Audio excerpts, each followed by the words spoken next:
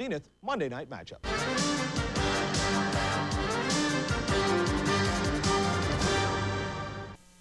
That elevates them from the cellar to the Super Bowl in 3 seasons. The Bills have seen the bad times, but this season's 9-1 record has them relishing the good times. Being back here in the 2 and 14 days, and that especially at this time of the year, when the weather starts getting cold and you're going out there and you're actually playing for nothing other than to just get the season over with.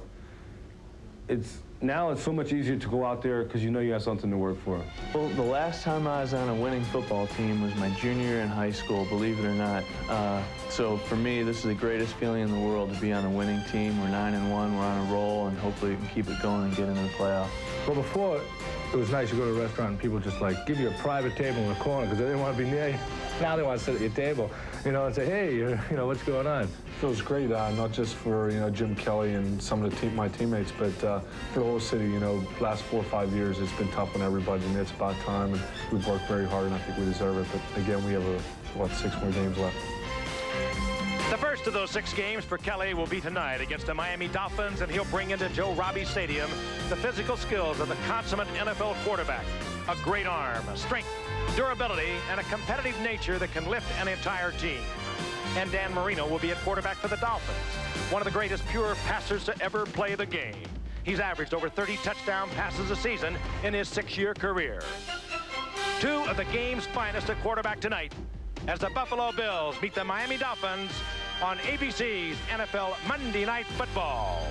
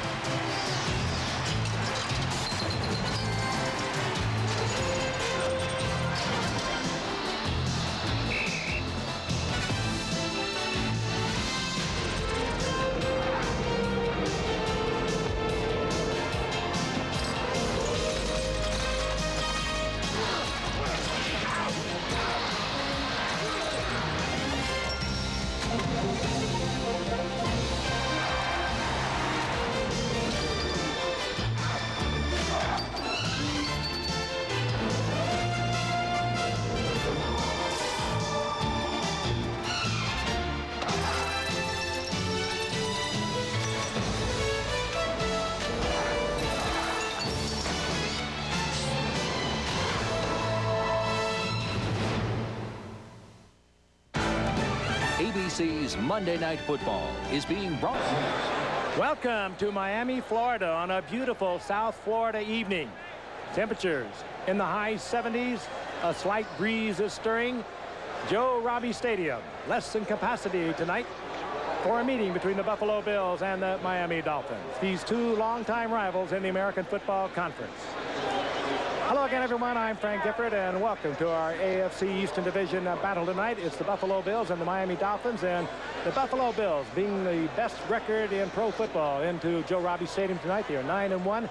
They have won their last 5 games. This team led, of course, by Jim Kelly on offense, but they have a defense that's been good all year, and it has been getting greater over the past few weeks. There's a quiet confidence about this team. You don't hear it from the very unassuming coach, Marv Levy, or the players either, but you get the feeling that they not only have their eye on the division, they have their eye on the Super Bowl and the winning part of that Super Bowl.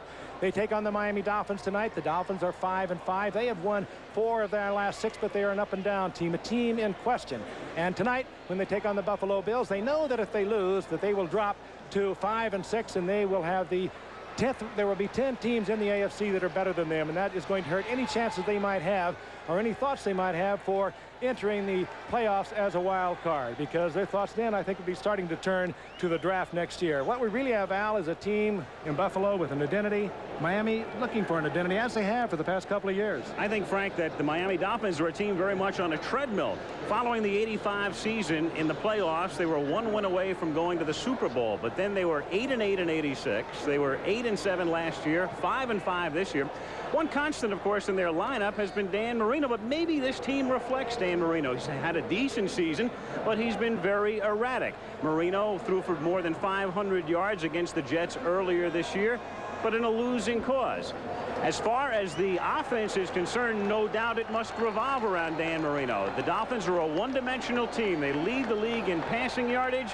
They are dead last in the league in rushing yardage. And what can they do, Dan, with this Buffalo defense? They haven't been able to do very much over their last 2 encounters with them, that's for sure. Who has? And I think that's a statement that's indicative of the way the Buffalo Bills have been playing defensively. They've been giving up only 14 points a game. That's second best in the National Football League. Only the Chicago Bears have played defense better. How have they played recently? Well, how about in their last 2 games, they haven't even given up a touchdown. And if that's not bad enough news for the Miami Dolphins, the last 2 times the Dolphins played the Bills, 1 game earlier this year and then a game last year in November, both in Buffalo, the Miami Dolphins haven't scored any touchdowns against this Bill defense either. You know the names. I think tonight for Miami, it's quite simple. That is simply this: Dan Marino and his offensive team have to do something that no one has been doing lately with any regularity. That's get the football in the end zone. And the last time these 2 teams faced each other in September at Rich Stadium in Buffalo, the final score was 9-6 Bills in a game that featured no touchdowns. So Kelly awaits, and he'll be coming in a moment because Buffalo has won the toss and the Bills will receive. And with Fuad Reveiz hurt, the Dolphins a month ago signed Tony Franklin, the former Patriot. So he is now Miami's kicker, at least for the moment, though Reveiz is almost healthy and is eligible to return next week. Franklin puts the ball in the air, and the game is underway. At the 5-yard line, it's Flip Johnson out past the 25 and taken down at the 29-yard line. The tackle made by the veteran Bob Brudzinski. So here comes Jim Kelly. His career figures versus Miami with 7 touchdowns and 3 interceptions. But against the league this season, surprisingly, 10 TDs and 12 interceptions. Thurman Thomas is hurt. He is on the inactive list. So Harmon and Mueller are the running backs. Johnson and Reed are the wideouts. And Metzelaars is the tight end. And there is the offensive line, and a good one. The veteran Joe Devlin, number 70 at right tackle. From the 29-yard line, Kelly going right to the air, hits Metzelaars, the tight end, and he picks up about 7 to the 36-yard line. He is stopped there by John Offerdahl. The Miami defense was doing a pretty decent job earlier in the season, but Shula has not been very happy of late. Turner and Sauché are having good years. As far as their linebackers are concerned, they are minus Mark Brown tonight. They were hoping he could play. He suited up, couldn't. He is inactive. And there is the secondary, and Williams, Jarvis Williams, the 2nd-round pick out of Florida, has done a fine job at free safety. 4 interceptions this season.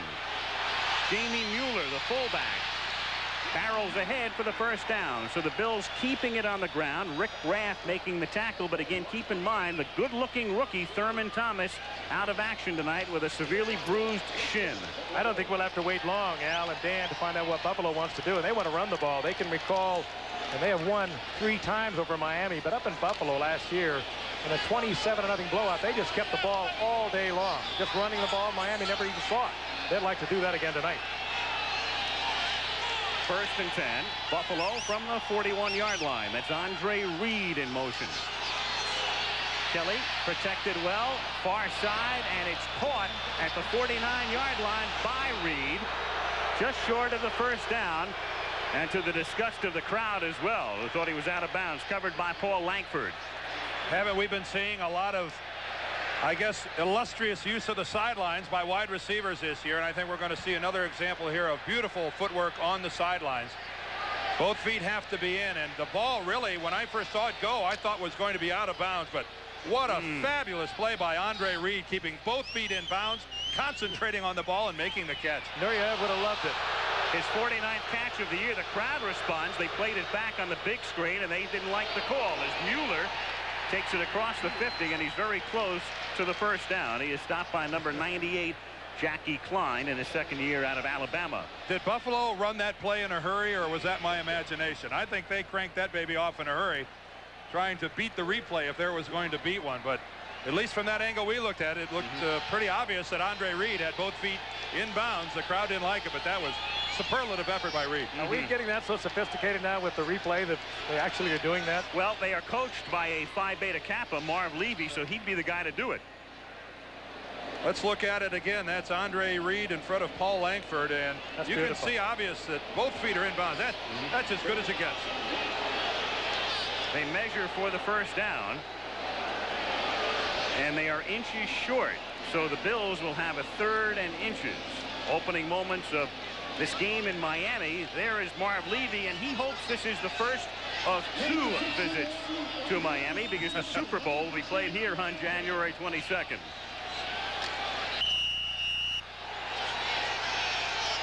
Third down, inches. Rob Riddick is their short yardage specialist, and that's he as the I-back in this set with Carl Byram, the fullback. And they give it to Riddick, and he really excels in these situations. He gets a first down, taking it to the 45-yard line. His rushing average is only 3.3, but don't let that fool you. About half the time he carries the ball, he gets a first down. You saw him cocked and ready to give you the patented Riddick dive over the line of scrimmage, but there was a huge gaping hole. You'll see him. He is just about ready to release it, but this was just a surge off the line by the Bills, and there he goes. He didn't even need to go up. He's carried the ball 52 times this year, and 26 carries have resulted in a first down. That's exactly the situation they love to use him in. At the 45-yard line, Kelly overthrowing the intended receiver, trying to hit Ronnie Harmon coming out of the backfield. It'll be 2nd down and 10. And Harmon was open on that play. That's a ball that just floated from Jim Kelly. Harmon made his break to the inside, and I think was in a position to catch the ball, but that ball just floated from Jim Kelly. The protection was good. He had a good lane down the middle. That ball just overthrown, and you see that Thurman Thomas was there to make the catch in front of Lifford Hobley. There's a pretty brisk breeze blowing around Joe Robbie here tonight. We're going to have to see if that affects the passing game at all. 2nd and 10 out of a split back set. Harmon, and it's off his fingertips. Harmon sent out into the flat, and they use him as a receiving specialist coming out of the backfield, the 3rd-year back out of Iowa. And again, they're minus Thomas tonight, so we'll see a lot of Harmon. We'll see a lot of Rob Riddick, their short yardage specialist, and the other backs are Carl Byram and Jamie Mueller. It is a running game without a marquee back, but it's been very functional this year. And this is where you get a coach like Marv Levy saying, what am I doing calling a pass on 1st and 2nd down? Because conservative coaches, this is the situation they fear the most. 3rd and long when they could have been grinding it out on the ground. 3 receivers split to the left as Kelly out of the shotgun has a first down to Riddick. And Riddick bouncing down to the 27-yard line. He is stopped by the rookie Jarvis Williams. Riddick, who played such a big role last week after Thomas got hurt, off to a good start tonight. That's only his 4th reception of the year. Good call. Ted Marchibrodo, offensive coordinator, calling most of the plays as Riddick appears to be limping off. But you pick the man who's going to be picked up by a linebacker. You don't anticipate he's going to be the receiver. They left him wide open. He gets the first down easily. Buffalo with their 3rd first down. They've had the ball for the first 3.5 minutes of the game. And keeping it on the ground, Harmon through the middle down to the 22-yard line. And that Miami defense, especially against the run, can be very porous, as New England proved last week. Well, if you're a Dolphin rooter, you have to watch the line of scrimmage, because I think when you look at these two teams on paper, you might have a tendency to look at the Buffalo Bills and say they are a physical superior team up on the line of scrimmage. And at least here in the early going, the Buffalo offensive line is handling the front 7 of Miami. They're putting no pressure on Kelly when he goes back to throw, and when Buffalo is running the ball, there's good holes up the middle. 2nd down and 2 from the 21-yard line. Toss to Harmon, and Harmon picks up a first down, or close to it, as he moves to the 18-yard line. Last week, New England scored 3 touchdowns against the Miami defense.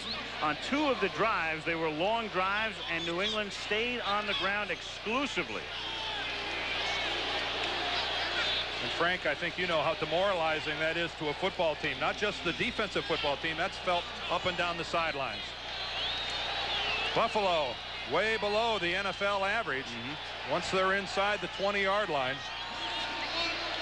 And they spot the ball at the 18.5, so he's a little short of the first down. 3rd down and a couple of inches.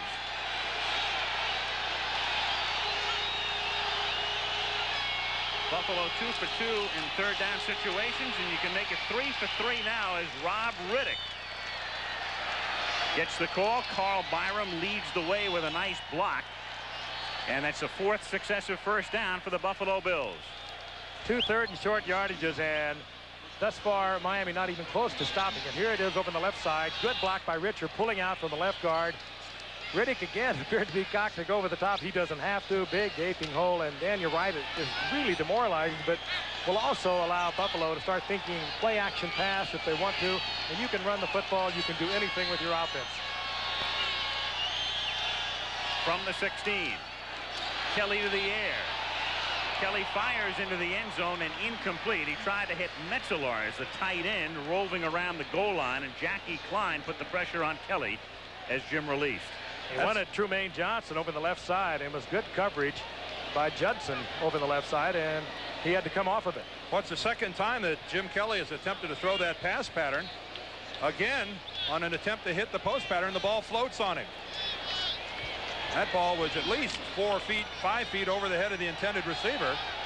And that's something we've got to keep our eye on. Jim Kelly, when he attempts to throw the ball hard over the middle, has had it sail on. 2nd down and 10. Kelly throwing, caught, touchdown, Ronnie Harmon.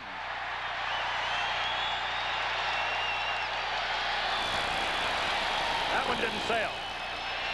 Was a little wobbly, but it was right in there. And Harmon, who is a good running back, but they have used him when Thurman Thomas was in there as a running back, as a wide receiver many times. Good receiver out of the backfield. He works well also as a wide receiver, and he was set out to the left. Lifford Hobley was there, but well delivered by Jim Kelly. Really an unusual move by the Bills, putting Harmon all the way out there as a wideout. You'd think the advantage would be with Hobley, the defensive back, but he gave him all sorts of room to the inside. Scott Norwood for the point after. And the Buffalo Bills march it down the field. Harmon with his 2nd touchdown reception of the season. Buffalo controls the ball for the first 5 minutes, 46 seconds of the first quarter, and they lead Miami 7-0. Textbook, the Buffalo Bills, 13 plays, 71 yards. Converting 3 times on 3rd down, and then Kelly hits Ronnie Harmon for a touchdown. 7-0 Bills, who seek their 10th win in 11 games. The Buffalo Bills trying to get to the playoffs. The Bills and the Philadelphia Eagles have gone the longest among the clubs in the NFL without a playoff appearance. Neither has appeared in postseason play since 1981. But the Bills right now very much on their way. Joe Cribbs, the former Bill, takes it from Miami at the 6-yard line, and Cribbs brings it back to the 20. Another look now at the touchdown. Look what the Buffalo Bills did. Up here at the top is Ronnie Harmon, but look over here, we have Andre Reed and Trumaine Johnson. This is going to force the Dolphins to rotate their zone. Lifford Hobley over here is left all alone. The Dolphins rotate their defense to the 2 wide receiver side. They make the decision to lock Hobley one-on-one with the running back, and that decision costs them a touchdown. Ronnie Harmon, following in the footsteps of Herschel Walker, I guess, who goes out and plays a little wide receiver. That time gets a touchdown grab. And yet it was a logical decision to make. Just not good coverage. From the 20-yard line, Marino going right to the air, and why not? Hits Jim Jensen, who's coming off a game in which he caught 12 passes. Big favorite of the crowd here at Joe Robbie Stadium. A team record 12 receptions last Sunday, and he'll line up everywhere. Dan Marino, he hasn't been sacked in his last 290 pass attempts. That covers 6 games. He has not been sacked since September. And we'll take a look at the offense in a moment as the Dolphins line up at the 35-yard line, 1st and 10. The setback is Lorenzo Hampton. That's Jensen in the slot. And it's Hampton on the ground. And he moves forward to the 39 for a pickup of about 4. Troy Stratford has been bothered by a gimpy ankle, so he was on the inactive list last week. He and Hampton had been sharing a lot of time, but Lorenzo getting the call tonight. One of the things we're going to watch during the course of the evening is how are the Buffalo Bills going to pressure the Miami Dolphins. And I think we saw an answer that last time around. They're going to try to do it up the middle. They moved Bruce Smith, normally a defensive end, that time into nose guard, playing over Jeff Dellenbach, the center. Again, there's Smith moving to the inside. The pressure up the middle is what they're going to try to do to disturb Marino. 2nd and 6 from the 40-yard line. That's Clayton in motion. And Hampton slinging to the outside, and nothing but white shirts. And the first man to hit him is the cornerback, Derek Burrows. There was a mess up in the backfield on the part of Woody Bennett. Woody Bennett obviously was moving the wrong way. They collided. And here is the offense for Miami with Hampton and Jensen for the moment starting at the running back spot. So Jensen in the slot with Duper and Clayton, the wide receivers, and Farrell Edmonds, the rookie tight end. And up front, Geisler's going to have his hands full tonight with Smith, the veteran Foster, Dellenbach replacing the injured Stevenson, who's been out for a year now, and a rookie Galbraith at right guard with Ronnie Lee filling out the interior. 3rd down and 10 now. A little shovel pass to Stratford, and Stratford takes it ahead to the 45-yard line, but comes up a little short of the first down. And if you're going to run the shovel pass, you better run it to the side of Bruce Smith. You know he's got the great upfield rush. Go ahead and get underneath Smith and try to pick up a first down that way. That's what the Dolphins and Stratford tried to do.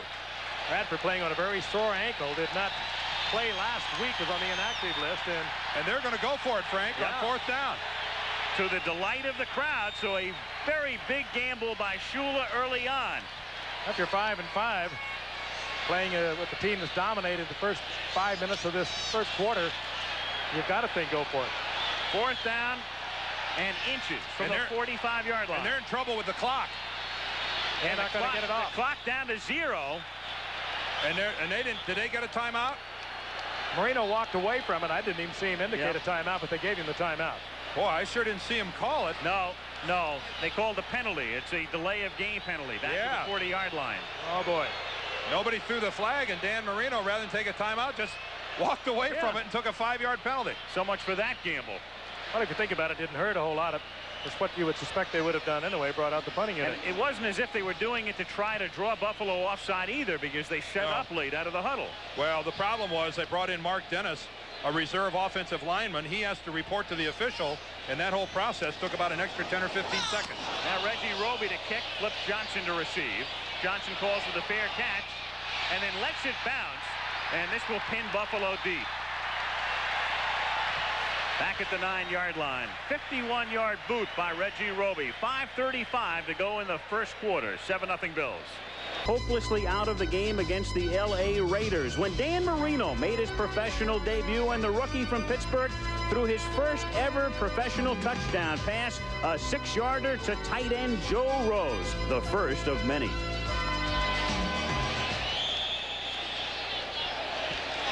Look down at Joe Robbie Stadium, which opened last year after the Dolphins had played at the Orange Bowl since they were granted an expansion franchise in the American Football League. A look down from the Goodyear blimp. And now a look in at Kelly and the Buffalo Bills from the 9-yard line as they begin this drive with Harmon on the ground. And Ronnie Harmon running for a first down out to the 21-yard line. William Judson makes the tackle, and another big hole up front exploited by a Buffalo running back. That's been the story thus far. Ronnie Harmon can do a lot of things, as we just saw. He was a #1 draft pick in 1986 and kind of lost his job, so to speak, when Thurman Thomas, the rookie from Oklahoma State, came in this year. But he has been used mostly as a receiver, but he is a fine running back as well. He's carried 3 times already for 21 yards. Again, if you pick this up late, Thurman Thomas, who's been their featured running back, hurt and on the inactive list tonight. So we'll see a lot of Harmon. We'll see a lot of Riddick. From the 20-yard line, Kelly throwing the bomb for Andre Reed, too far. And a flag is down back upfield, back at the 20-yard line. Jarvis Williams covering on the play, and there's the penalty marker back at the 21. And it's against Buffalo, which is good news for Shula. You know, the amazing thing about the Dolphins, for years, they've prided themselves on being so penalty-free. They've always led the league in penalties or been second, but this year it's a whole other story. They're 19th. The tackle on the right side of the line was uncovered. No eligible receiver on the outside. The penalty is declined. 2nd down. So says Gordon McCarter. There must be 7 men on the line of scrimmage, and here's a look at the Miami Dolphins, and take a look at that, and their penalty yardage over 100 yards twice, averaging over 100 for their last 3 games. And if you follow this game closely, as Al said, that is not Don Shula's trademark. That is amazing. From the 21-yard line, it's Jamie Mueller on a 2nd and 10. Stopped by T.J. Turner, number 95. One man the Dolphins are missing up front, if you haven't been following this team, is John Bosa, last year's #1 draft pick, but he suffered a severe knee injury, and in fact they're talking about him maybe not returning until mid-year '89. And Bosa, who was a #1 draft choice here in Miami, had really not had a great rookie year, but was really coming on strong. The Dolphins were very pleased the way he was playing. And this brings up a 3rd and long for Buffalo. Last time in this situation, they went to Riddick out of the backfield. 3rd down and 7 from the 24-yard line. And they shovel it to Riddick, so they go to him in essence out of the backfield, and a flag goes down. He was very close to a 1st down. They needed 7. He moved from the 24 to the 31. Call made by the umpire, who's Ben Montgomery, who relays it to McCarter. I don't know if this is against Vogler, but the flag hit him. Tim Vogler, the right guard. Unless the umpire had bad aim, you can count on it. One or the other. Number 65 offense, 10-yard penalty from the previous spot. Repeat 3rd down. And he was the man at the point of attack. Vogler pulled from his right guard position and makes the block. He makes the block to get in front of Rob Riddick. Here he is right there. There's Vogler. Now watch him do the kick-out block. He's going to work against number 90 over there, Eric Kumaro, and as Kumaro tries to come back to the middle, Vogler tackles him. Then the flag hits him. That's how Pin the Tail on the Donkey got started. Well, that's one of the qualifications to be an umpire. You have to have a pin the tail background. 3rd and 16. A little dump pass to Harmon. Past the 20 and run out of bounds at the 23, but they're short of the 1st down. All my life I've wanted, runs them out. all my life I've wanted to get back at those guys. How many years have you waited to say that? Well, you have to admit I'm patient. I picked my spot. That is embarrassing to be hit with that flag, isn't it? Oh, it's not, especially if it's aimed for someone else. So rare the offensive lineman gets recognition. I never held in my entire career, so I was always getting hit by flags that were being aimed someplace else. At Dobler. Yeah, he ate them. John Kidd to kick. Sets up at his own 10-yard line. Scott Schwades to receive. He fields at the 35 and gets taken down immediately by Steve Tasker. Outstanding on the special teams. Tasker drops him right away after a 42-yard kick. 3:17 left in the 1st quarter. Still 7-0 Buffalo. 3:17 to play in the 1st quarter. Al Michaels, Frank Gifford, and Dan Deerdorf at Joe Robbie Stadium. Bruce Smith and the Buffalo defense confronting Miami now. Miami has the ball for the 2nd time. And they begin this drive at the 35-yard line. Buffalo took the opening kickoff and marched 71 yards for a touchdown. Bills 9-1. Dolphins 5-5 coming in. 1st and 10 from the 35. Lorenzo Hampton out to the 38-yard line. Hampton in his 4th year out of Florida. Ray Bentley, number 50, one of the inside backers, makes the tackle. You know, that's something about this Buffalo team. You're going to be calling names like Ray Bentley and Darryl Talley and Fred Still, Art Still rather, but a lot of people that are kind of getting lost in the Bruce Smith and Shane Conlon and Cornelius Bennett Derby. And what this guy Marv Levy has done is assembled certainly, I think, a defensive football team that is on the border of reaching the level attained by maybe the '86 Giants and the '85 Bears. They're that good. 2nd and 6. The pressure put on that time, and the pass is incomplete. It may have hit one of his linemen, and the penalty marker goes down. So it hit Ronnie Lee right up the middle. Dan Marino with Smith breathing right into his face. Tried to get rid of the ball, hit Ronnie Lee, his tackle, with the football, and of course you can't do that. Smith again. Dan pointed out they had put him over the center. This time he's right in Marino's face. Look at there. You have to get rid of the ball. It's Ronnie Lee, his offensive tackle, and that draws the flag. And I think, watch this again. Watch Smith go right around Jeff Dellenbach, the center. And I think you see one thing. This is why Dan Marino hasn't been sacked in the last 6 games. This guy will dump the football. He is not going to eat it. And an offensive lineman loves to play for a quarterback like that. And you combine that with the way he can read also. He reads defenses about as well as any quarterback around. And, of course, they set an offense for him to get rid of it quickly. But you're right, he will get rid of it. Meanwhile, all it was an incomplete pass, as it turns out, a loss of down. And it's 3rd and 6 at the 39-yard line. They picked the flag up. And Bruce Smith has to be saying to himself, if I can't sack this guy coming through that clean, am I ever going to get it? Smith lines up at right end. Marino out of the shotgun. And Smith couldn't wait to jump as Marino fires over the middle, and the catch is made at the 41 of Buffalo by Freddie Banks. And Smith came flying across the line, but there's no flag. And doesn't matter to the Dolphins anyway. They'll take the play. And I think he moved right on the ball. I think that was just good anticipation on the part of Bruce Smith. And obviously that's what the official thought as well. Did you see who was trying to block him? Troy Stratford. Well, they dropped John Giesler out to help. They were trying to get 2 on him, but he's just too quick for it. It's amazing, though, when you looked at it live, it appeared everybody else was in a freeze frame, and there went Bruce.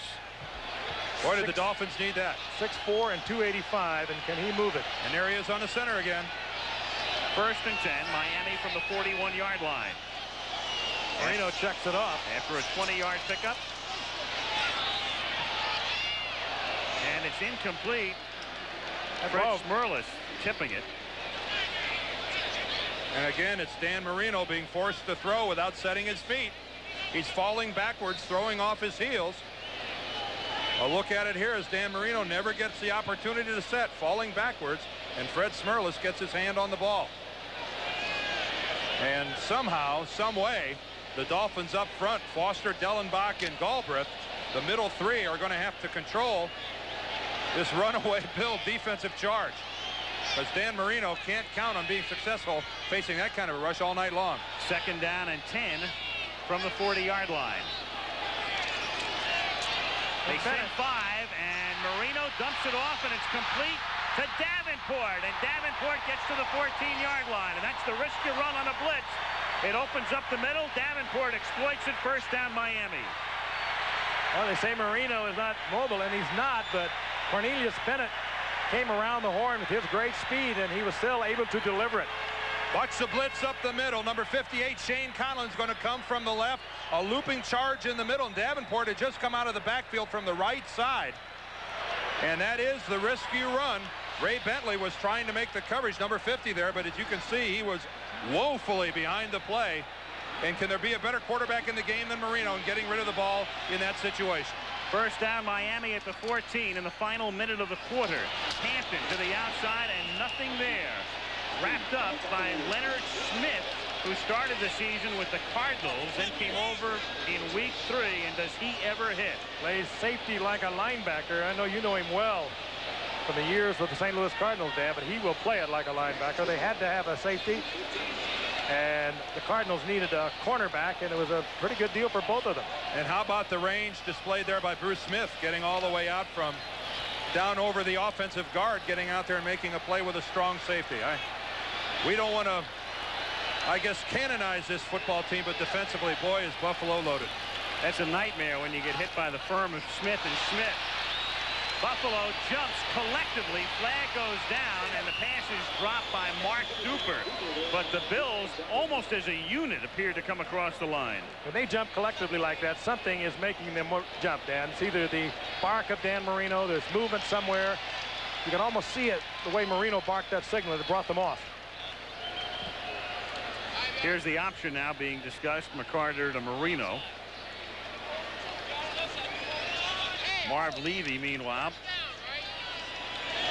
checking things out from the Buffalo sideline, and one of the more famous countenances in American sport. Could be on Mount Rushmore. Yep. Meanwhile, as they sort it out, the teams come back up the field. It's the end of the quarter. Number 76 defense was offside. The penalty will be assessed after the change of quarter. The offense had the option of having an untimed down at this end of the field. They chose to have the penalty enforced at the other end to start the second quarter. It'll be second down. All right. All those well things. put. It'll be 2nd and 8 at the 12 when we start the second quarter. Back after this message and a word from. And we start the second quarter in Miami. Buffalo ahead 7-0. Miami now has not scored a touchdown against the Buffalo defense in 9 quarters. But they're getting close here. As we start the second period, they are at the Buffalo 12-yard line. It is 2nd down, 8. And Al, this is the point in the field where recently Dan Marino has had a couple misfires, throwing some interceptions in the end zone. And Marino throws underneath. It's caught by Davenport. He gets pushed back from the 9-yard line by Darryl Talley, the aggressive linebacker in his 6th year out of West Virginia. And Davenport's beefing a little bit about some piling on, he thought.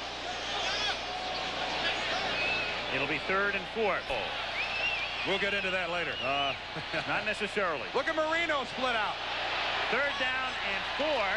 And that's Jensen, the quarterback, flipping it to Hampton on a bizarre play, taking it to the 5-yard line. Well, we said Jensen lines up everywhere, including quarterback. Out of the very back of the playbook, that one comes. He's worked at quarterback over the years. Hasn't been there this year, but he came up as a quarterback and turned into a player that plays about 5 different positions. The crowd loves this. It's just the old option down the line. You're not going to do this with Marino. Jensen takes it down the line, pitches it out. Yeah, but unfortunately, this makes a blocker out there out of Dan Marino. And I don't think he did very much. But meanwhile, Al, this brings up a 4th and short. It does. All that razzle-dazzle. It's still 4th and 1, and now out of a tight formation with Marino back in his more conventional role. Handing the ball to Bennett, but he is stopped at the 5-yard line. Woody Bennett can't pick up the first down. Cornelius Bennett, no relation. Buffalo held. Makes a stop, and Miami still can't put it into the end zone against the Bills. I'll tell you, that may make the highlight reel, but I think when you get down here, you have to go with what has brought you down here. They come up short on the 4th down call. Woody Bennett short by about a yard.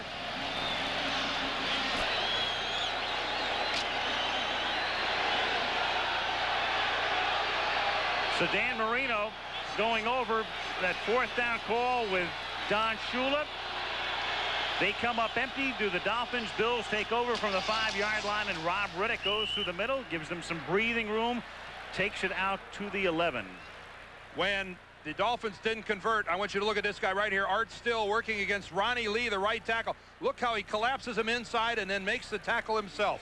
Art Still, the former Chief, comes off the ball, collapses number 72, Ronnie Lee, and then on his knees gets in on the tackle of Woody Bennett. That is just single-handedly a superb play by this 2-time Pro Bowler, Art Still. 4-time Pro Bowler. He might have been the last addition that made this defense gel.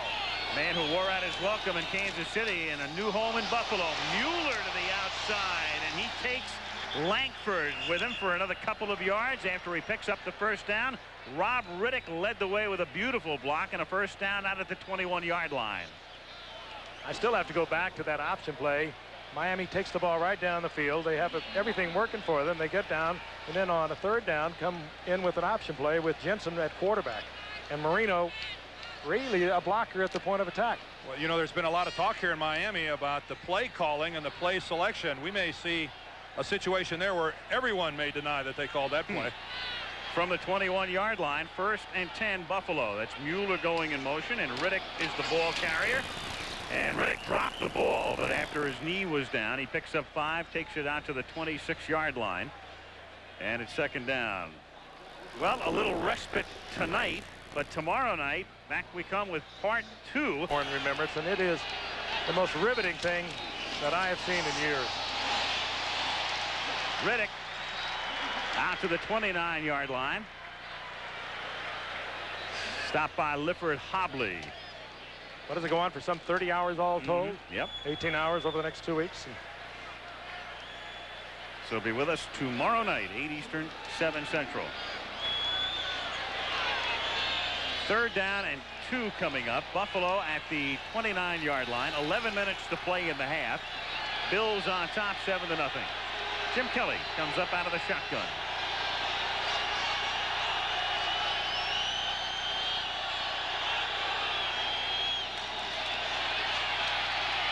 with protection.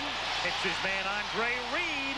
A first down and a lot more, and Reed goes out of bounds. A flag was dropped at the 48-yard line, indicating he had gone out of bounds at that point. Pushed out by Paul Langford. And again, the Miami Dolphins, who came with 5 people, couldn't get anywhere near Jim Kelly. Andre Reed caught 8 passes in the first game, the first 9-6 win of Buffalo over Miami, and just a simple crossing pattern. Kelly with all the time as Reed comes all the way across the middle. The flag will be picked up. And then he just turns it on and runs away from Paul Langford.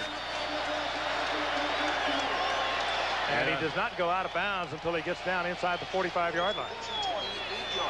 It takes a lot of time to run a crossing pattern, and Kelly had it provided courtesy of his offensive line. Goodyear Blimp Enterprise from Pompano Beach, piloted by Jim Maloney. Looking down into Joe Robbie Stadium.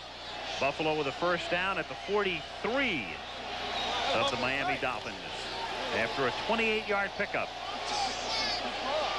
Reed and Chris Burkett both split to the right. Again, Burkett has not played in 4 weeks. That's he at the top of the screen.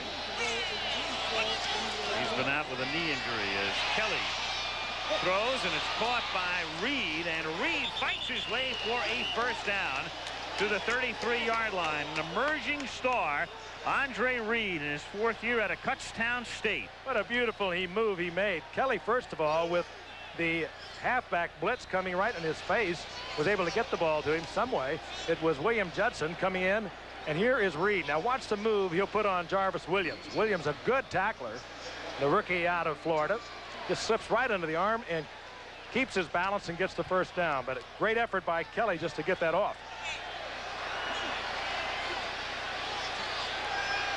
First and 10, Buffalo at the 33. Bills on top, 7-0. It's dropped by Harmon. Second down.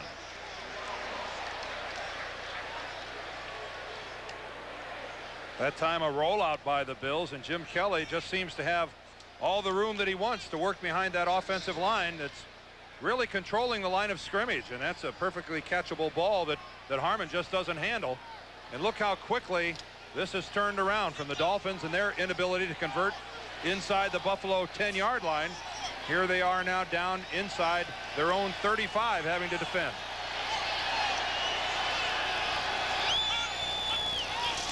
On 2nd and 10, Kelly to the air again, going deep and too deep, intended for Trumaine Johnson. And it will be 3rd down and 10. By the way, mentioned Andre Reed at a Kutztown State. Before you start writing in, it's Kutztown University. Don't I know it? Yeah, right. Remember how we talked last time about where Kutztown University was? It's located in Pennsylvania, because I got a nice little pamphlet from their athletic department. Postage due was $23, right? We appreciated the publicity, but in case you were wondering exactly where we are, here it is. Put us in the right state. Yeah, it was nice to get some nice mail. 3rd down and 10 at the 33. Kelly from the gun throws to the far side, and the catch is made at the 21-yard line by Chris Burkett. And the man who's been hurt, the man who was not on injured reserve, though he could have been. He's missed 4 weeks, and finally he comes back tonight. Yeah, but how about Kelly once again? He stayed in there. He is so confident. But more than that, he's one of the gutsiest guys you're going to find. Here is Burkett making the move. Gets to the sideline against Rodney Thomas.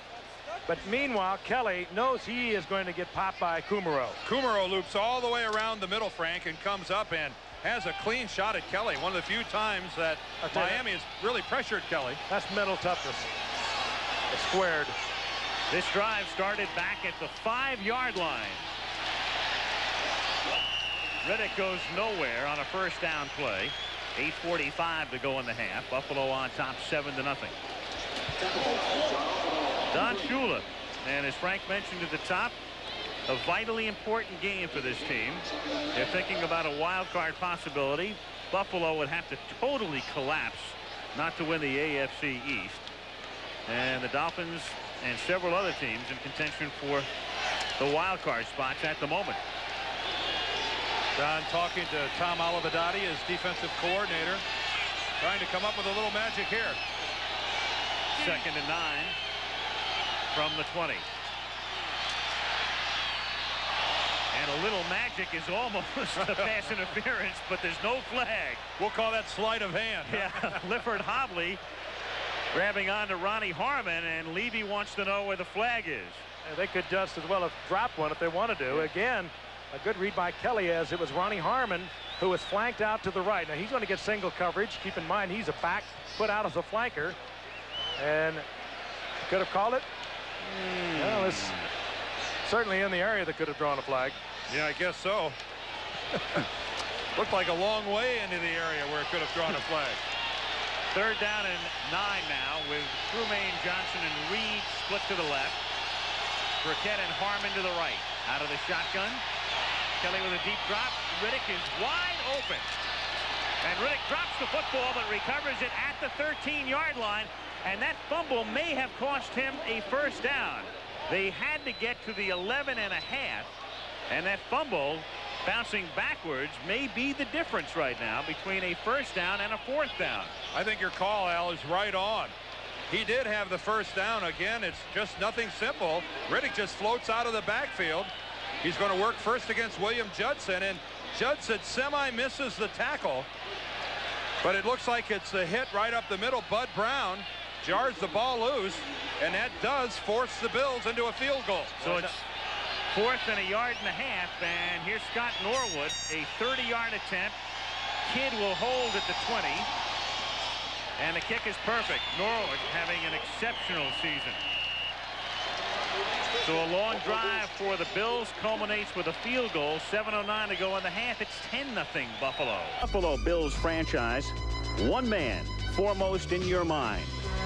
He was the first to rush for over 2,000 yards in a single season. He led the NFL in rushing 4 times. A member of the Pro Football Hall of Fame, the Juice, O.J. Simpson. My understanding, Frank, O.J. is becoming a golf pro these days. And I know he's avoiding me in tennis. I see him get up one more time on that run. He's avoiding you in tennis because he's afraid if you beat him, it'll end up in the paper. You know that. O.J. Heisman Award winner, and we may have another one determined on SC-UCLA game coming up on Saturday. Rodney Peete and Troy Aikman will be involved.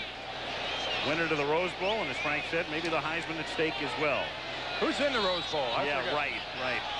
At the 1-yard line, Joe Cribbs, 20, and banged down at the 25-yard line. The hit made by Butch Roll. And on the subject of college football, we also have a flag down, and we'll tell you about that in a moment. Michigan on the edge as they fight for playoff berths. You have to admit, it's not a bad Saturday afternoon worth of football, huh? A great one coming up that time of year. Meanwhile, the penalty on the kickoff was against Miami, negating much of the run back and putting the ball back to the 9-yard line, where they start this drive down by a score of 10-0. 1st and 10 as Lorenzo Hampton, nice spin move, and about a 9.5-yard pickup. Mark Kelso and Nate Odoms converge on the tackle, what appears to be just a little bit short of the first down. That was made possible. Big block on the left side by John Giesler, who's been having to spend part of his afternoon working against Bruce Smith. But watch Giesler, number 79 at the left. He's working against Darryl Talley, the outside linebacker. Drives him all the way to the outside. And Hampton read that and then breaks a tackle, spins. And this is a kind of an effort sometimes by a running back. We saw that time by Hampton. It sometimes can spark a team, get them going a little bit. The Dolphins look like they're on the verge of falling asleep. 2nd and inches, and Marino will take what amounts to a free play and throw it, and completes it to Duper for a first down out at the 31-yard line. Duper's numbers are decent this year, but he's really not having a Mark Duper-like season. Clayton's having a terrific year, but not so for Duper. And he's shaken up as well here. Frank, isn't it refreshing to see a quarterback go to the air on 2nd and a foot? I mean, I get tired of seeing teams run it. That time Dan Marino takes the opportunity to work outside to Duper, and look how open he is. Everyone playing the run. And of course, they have that much confidence in their offense. Their pass offense is just like their run offense here in Miami. And they have a lot of confidence that Marino's not going to hurt them with it. Cooper appears to be all right. Timeout. Al Michaels, Frank Gifford, and Dan Deerdorf as the Miami Dolphins have the ball at their own 31-yard line, moving against this incredibly tough Buffalo defense, and that's the only way to describe it. They've not given up a touchdown in almost 2.5 games over the last 2.5 weeks, and in fact 2.5 games against Miami going back to last year as well. From the 31-yard line, Hampton for a gain of 5 as he takes it out to the 36. You know, they also come into tonight with 35 sacks on the year. Now that's one more than they had in all of last season. And again, I think a lot of it is Art Still's acquisition. He was the final nail in a real solid defense. Now that really indicates what they've done in passing yardage. It's the first time in 11 years an NFL team has held its opponents below 75 yards passing in each of 3 consecutive games. They shut the Packers out. Last week they gave up just a field goal to the Seahawks, and the week before only 47 yards to Flutie. On 2nd and 5, over the middle, Woody Bennett makes the catch. He doesn't do that very often. And a first down out to the 48-yard line. So they go to Woody Bennett, who makes only his 2nd catch of the season. One thing about that graphic, though, we just put up, if you're going to post those kind of numbers, you might as well do it against Seattle and against Green Bay and against New England, teams that really don't have much of a passing attack. I think we're seeing some good offensive mix here by the Dolphins. Hampton has been effective running the football, and now they mix it up, going on a play action to Woody Bennett out of the backfield. And Dan Marino right now seems to have his offensive team into a pretty good tempo. And he's over 100 yards, 101 to be exact, from the 48-yard line. It's 1st and 10. As the Bills jump, and the play is dead before the snap. Well, that Harry Galbraith, the right guard, moved for Miami. That'll end up going against the Dolphins, I believe. Galbraith is a rookie out of Tennessee. Number 8 draft choice this year. Dolphins with a good draft. They've kept 9 of their draftees. False start, number 62 offense. 5-yard penalty. It is. Still first down. When you keep 9, it's either a good draft or you're looking to clean house, one or the other. You know, you saw one of the Bills move in the middle, and I think that was Bruce Smith, and Dan Marino drew him off sides. What happens, though, sometimes when the quarterback is that proficient at making that hard count, he gets his own guy. And Harry Galbraith that time moved exactly the same time Bruce Smith did. Dan Marino, in essence, scared his own lineman. 1st and 15 now from the 43. Buffalo leading 10-0. 3:51 to play in the half. Jensen in motion. And on 1st and 15, Jensen makes the catch, takes it into Buffalo territory, gets it to the 48-yard line. He's tackled by Ray Bentley. Jim Crash Jensen, who before the game with the Jets here about a month ago, prior to the start of the game, went up to Nerea Reed, one of the Miami Dolphin cheerleaders, proposed, gave her an engagement ring. And what could she do? I mean, he was down on what, 1 knee pad when he asked her if she'd get married, and she said, of course. At his career game last week with those 12 receptions, and you saw it and picked up good yardage. They do a lot of things. He's almost like a tight end. The guy's 6'4", 220. Pretty doggone big wide receiver. 2nd and 6. And through the middle goes Ron Davenport to the 38-yard line for a first down with under 3 minutes now to go in the half. You know, the Dolphin offensive line has felt a little victimized. They get a lot of publicity for their ability to protect the quarterback, Dan Marino, but these guys feel that they can run block too. The Dolphins have only been averaging 73 yards a game rushing. I mean, that's just pathetic. But these guys say it's only because the coaching staff won't call the running plays. We can block the run, and they certainly are on this drive. And believe me, an offensive lineman would much rather block for the run than have to pass protect. 1st and 10 from the 37-yard line. Out of the shotgun, Marino throws over the middle. A flag goes down. The catch is made at the 20-yard line by Mark Clayton, but we'll see about the flag back at the 36. And it's against the defense, against Buffalo. Now McCarter wants to know, was the catch made at the 20? The answer is yes, and that's where the ball will be put. Number 29 on the defense. The penalty is declined. First down. Derek Burrows with the hold. But that's academic as they take the play and a first down at the 20. And you know, we've talked about Leonard Smith and how he'll put the stamp on you. That time Mark Clayton down on the ground and Leonard Smith comes flying in. You know, you're eligible in professional football to get back up and run again. Watch this shot that Leonard Smith is going to go ahead and put on Clayton. Now right there, Clayton can get back up. Whap! Right on the helmet. In comes Leonard Smith.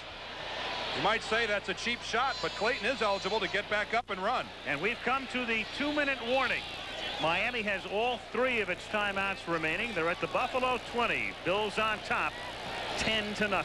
Back in the 70s, Miami won all 20 games during that decade against Buffalo. But now here are the Bills seeking their 4th in a row against Miami. And Miami looking good. They're able to move the ball on the ground. I think that's the surprising thing we've seen. Yep. It's really very simple, guys. Good drafting, good trades. Moving it on the ground and moving it against the defense, but still they are scoreless here. With 2 minutes to go, 1st and 10 from the 20-yard line, and Lorenzo Hampton gets taken down, and there's a flag as Seals with a 3-point takedown and a penalty as well. Well, it's the age-old story. If you're going to drive a guy into the ground, and I think this is the Joe Turkey Jones, Terry Bradshaw rule. Personal foul, unnecessary roughness. 96 in the defense, he slammed him down. He will go half the distance from this spot. And that's all there is to it. The whistle is blowing. If you're going to take a man to the turf, drag him to the turf. Don't pick him up and corkscrew him into the ground. And that's what Leon Seals does right here. Watch the pickup and then into the ground. And the referee, Gordon McCarter, is saying, I've been blowing the whistle for 3 or 4 seconds before this happens. And he almost got involved in it. Yeah, he almost got his legs caught underneath there. No wonder he threw the flag. Took him down as if he were a bottle of Chardonnay. Here it is. Took down like a bottle of Chardonnay. As if he were. Write down the answer to that and pass it over. Yeah, you'll see the question on Jeopardy. 1st and goal from the 9 out of the shotgun. Marino, and it's dropped at the 6-yard line by Lorenzo Hampton as he came out of the backfield. It'll be 2nd and goal. Hampton almost had to catch that out of self-defense. Marino really zipped it in there. Dan had completed his last 6 prior to that drop. He's 9 of 12 overall in the game. And again, keep in mind, Miami has not scored a touchdown against Buffalo since their first meeting last year. They were shut out in meeting 2. This year they were held to 2 field goals in Orchard Park. And there it is, 153 minutes, or almost 10 quarters out of the shotgun. On 2nd down, Marino has it tipped incomplete, and the flag is thrown in the end zone. That's Cornelius Bennett, who is back in the end zone. He's certainly showing the frustration. Working against Farrell Edmonds, the big rookie tight end. And you're not kidding when you say big. 6'6", 250 pounds is Farrell Edmonds. Holding. Number 55 defense. Half the distance from the 9-yard line. Automatic first down. Now keep in mind, that's the difference there. Defensive holding, it's different from interference. If that's interference, the ball would have been at the 1-yard line. But it's a 5-yard penalty. In this situation, it'll be half the distance to the goal line, but brings with it an automatic first down. This just means now that the Miami Dolphins are now in option territory. There's Bennett in the lower right-hand part of your screen. You can't see from that angle. There was no hold evident in that replay. One can only assume that the holding occurred somewhere farther upfield. First and goal. Wasn't there. From the 4, Marino throwing to the outside. The catch is made. Touchdown, Mark Clayton.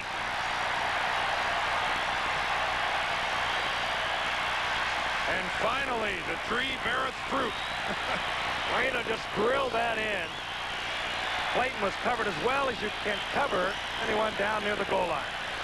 Do we have a flag down? I can't see one anywhere. The officials are sure acting like there's a flag, but that's the umpire, Leo Miles. Guys, I can't see a flag anywhere. No. Oh, yes, there is, right on the goal line now. We are going to pick up the flag. Number 61, an internal lineman, established his contact on the line of scrimmage and sustained his contact downfield. That is perfectly legal, no foul. The flag was dropped for Roy Foster being downfield, the lineman, but it was determined that he was in contact with the man he was blocking. No foul. If you can start with a guy, you have a 1 yard leeway, and if you can stay with him. Here's Foster right here working against Bruce Smith. And he stays with him and goes far enough downfield. And Mark Clayton gets it in there. He takes Burrows into the end zone with him. Tony Franklin to attempt the extra point. Ron Jaworski, the holder, and they mess up the extra point attempt. Well, the and snap, are down by 4. The snap was so high that there was no chance for Jaworski to get it down. Jaworski did a great job, I think, Frank, just in handling the ball. Jeff Dellenbach is the snapper. Watch this.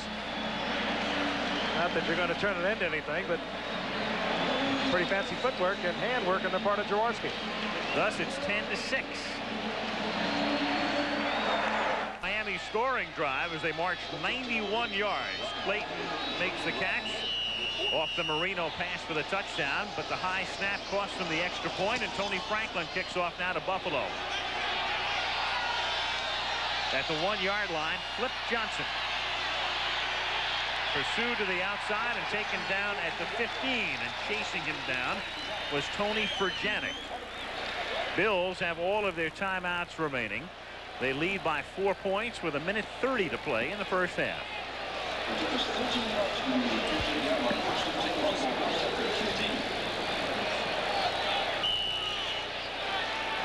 Coming up at halftime, we're going to take a close-up look at Bruce Smith. We've been following him throughout the first half, the big defensive all-pro end for Buffalo. Also, we'll be talking with Troy Aikman, the UCLA Heisman Trophy candidate. Bills come up out of the shotgun from the 15, and they start with a shovel pass to Riddick. And Riddick gains only a couple. It's now 2nd down and 8. So now if you're the Bills, do you go to your hurry-up offense, or do you run the clock out? And they go without a huddle, which fairly well answers that question, at least for the moment. On 2nd down and 8, the catch is made up at the 20-yard line by Harmon, and he fights forward close to the 25 and very close to a first down, stopped by Judson. And we have an official's timeout for a measurement. And now a timeout charged to Buffalo, and we'll have a measurement as well. And that'll stop the clock with 59 seconds. When Harmon first caught that ball, it looked like he was going to make his move towards the sidelines and attempt to get out of bounds, but instead he stayed in bounds and didn't quite get the first down. But when he first caught the ball, I thought he was going to make his break right there to the sideline, but instead he stays in bounds, and this was really after the fact. That was a good job by William Judson of grabbing hold of Harmon, but actually he had the decision about another 3 or 4 yards back upfield. They bring the sticks out, and it is a first down. A first down at the 25-yard line. 59 seconds to play in the half. Bills have 2 timeouts left. You know, if the officials had the clock, had to stop the clock there for the measurement, I wonder why Buffalo went ahead and called a timeout. The clock was going to stop anyway. It was certainly close enough for the measurement, and measure they did. I think Buffalo wasted a timeout. Well, it would have stopped momentarily. Well, long enough to bring the chains all the way out. Sure. That takes a good 30, 45 seconds.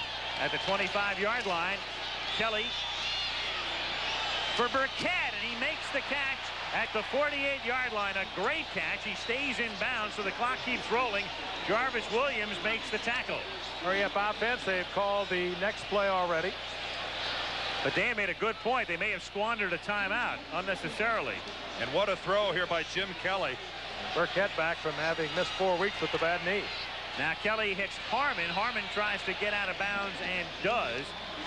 At the 47-yard line, that stops the clock with 29 seconds. William Judson covering on the play. And keep in mind, the Bills have a very good place kicker in Scott Norwood. His best of the year, 49 yards. His career best is 49 yards. Yeah, he's the kind of a guy that's deadly from 40 on in. There's a look at Norwood, but he's not a big kicker. No, he's not the strong-legged guy that might remind you of a Nick Lowry or someone like that, somebody that might dent the scoreboard from 53, 54, 55 yards. Norwood's not going to give it to you from there. 2nd and 5 from the 47. Kelly and Riddick had fallen down. He was covered by the outside linebacker Rick Graff, but he went down on the grass, and it's 3rd down and 5 with 24 seconds left in the half. Actually, Graff and Riddick kind of collided inadvertently, and they tangled their feet up, and Riddick was the guy who went down. Kelly just makes his reaction off when he expects Riddick to break, goes ahead and throws the football in a timing pattern all the way, and has no idea that when the ball gets there, Riddick's flat on the ground. 3rd and 5, Buffalo at the Miami 47. 24 seconds to play in the half.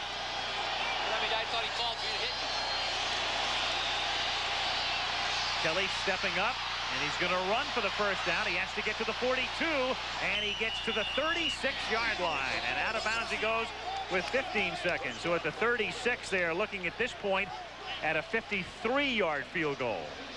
They'll want to get it closer, but the best of all worlds for Jim Kelly. Had a big open field. He likes to scramble. He sort of slowed that down under what you would call a very conservative offense of this man, Marv Levy, who studied under George Allen, if you can recall his conservative offenses. But Kelly not only gets the first down, but he gets out of bounds, stops the clock. And the key here is that Buffalo has enough timeouts remaining that they can work the entire field. They're not limited to some sort of a sideline pattern. They can run something across the middle. Plenty of time to stop the clock. Maybe something for about 10 yards to really get them in range. And Kelly looking for that kind of a pass. It's Andre Reed, and he goes out of bounds at the 26-yard line. So now you're looking at roughly a 43-yard field goal, and they send in Norwood with 8 seconds. And he has been very hot, as we mentioned before, 24 of 27.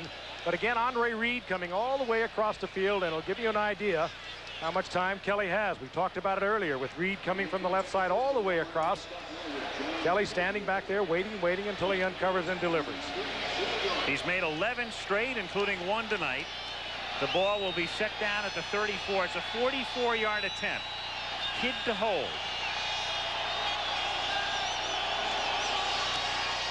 And Norwood's kick is low and partially blocked and no good. Well, we've got a flag down. There was a flag thrown right on the sideline. Right at the snap of the football, a flag came in from the head linesman. And it's against Miami, so what a break for Buffalo, and there are 2 seconds on the clock. Tee it up again. If the time would have expired, it wouldn't have mattered. You can't end the period on a defensive foul, so that was not even a question. They may have lined up offsides. Number 82, lined up in the neutral. Here he is, right here. Right at the bottom of the screen, lined up offsides. Boy, what a mistake to be in the neutral zone. What a boner. For Don Tulatine, you don't see that often. I think he said 82. That would be James Pruitt, the already much maligned wide receiver. Now a 39-yard. He better block it if he can. Yeah, here he comes again. He's almost jumping offside again. And this kick is no good. So he had 2 chances, and his second is his first miss under 40 yards this season. And he mishits that ball as well, Al, because even though that was a semi-short field goal, it barely made it. It barely even had enough distance, so Norwood misfires on 2 consecutive attempts. And Shula and the Dolphins head to the dressing room trailing by 4 at the half. Buffalo on top by a score of 10-6. And we'll return to Joe Robbie Stadium after this message from the National Football League and a word from your local station coming up.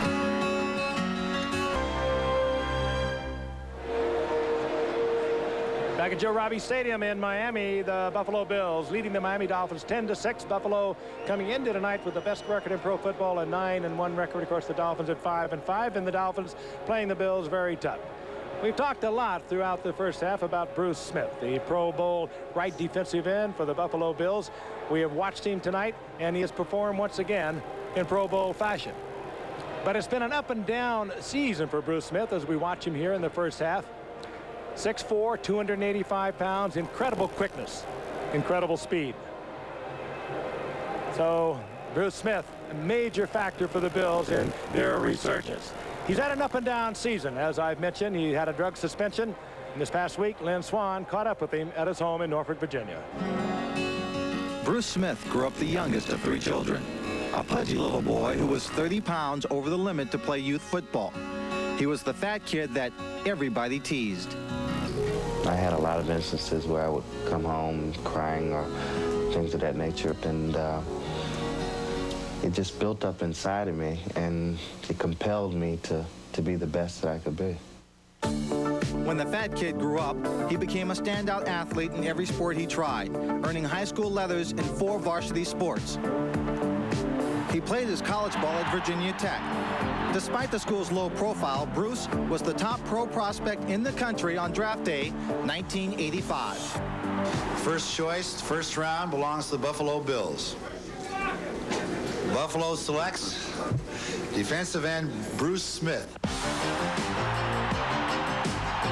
By his 4th season with Buffalo, Bruce was one of the most feared defensive ends in the league and a Pro Bowl MVP. He had resoundingly answered the taunting kids of his childhood. Bruce Smith had come a long way. But then he faltered. Smith tested positive for substance abuse and was suspended for 30 days at the beginning of this season. It was a difficult time for me, and most importantly, I'd like to apologize to my family, my friends. I have made a mistake, and I paid the penalty for it, but there's one thing that I want to leave with everyone that brings that point in mind is a diamond was once a piece of coal that did well under pressure. It is the 11th week of the season, and Bruce Smith has come home to Norfolk. His mother, Annie, has made a special dinner, the kind that made her son chubby as a boy. But the real reason he's come home is because his father is ill.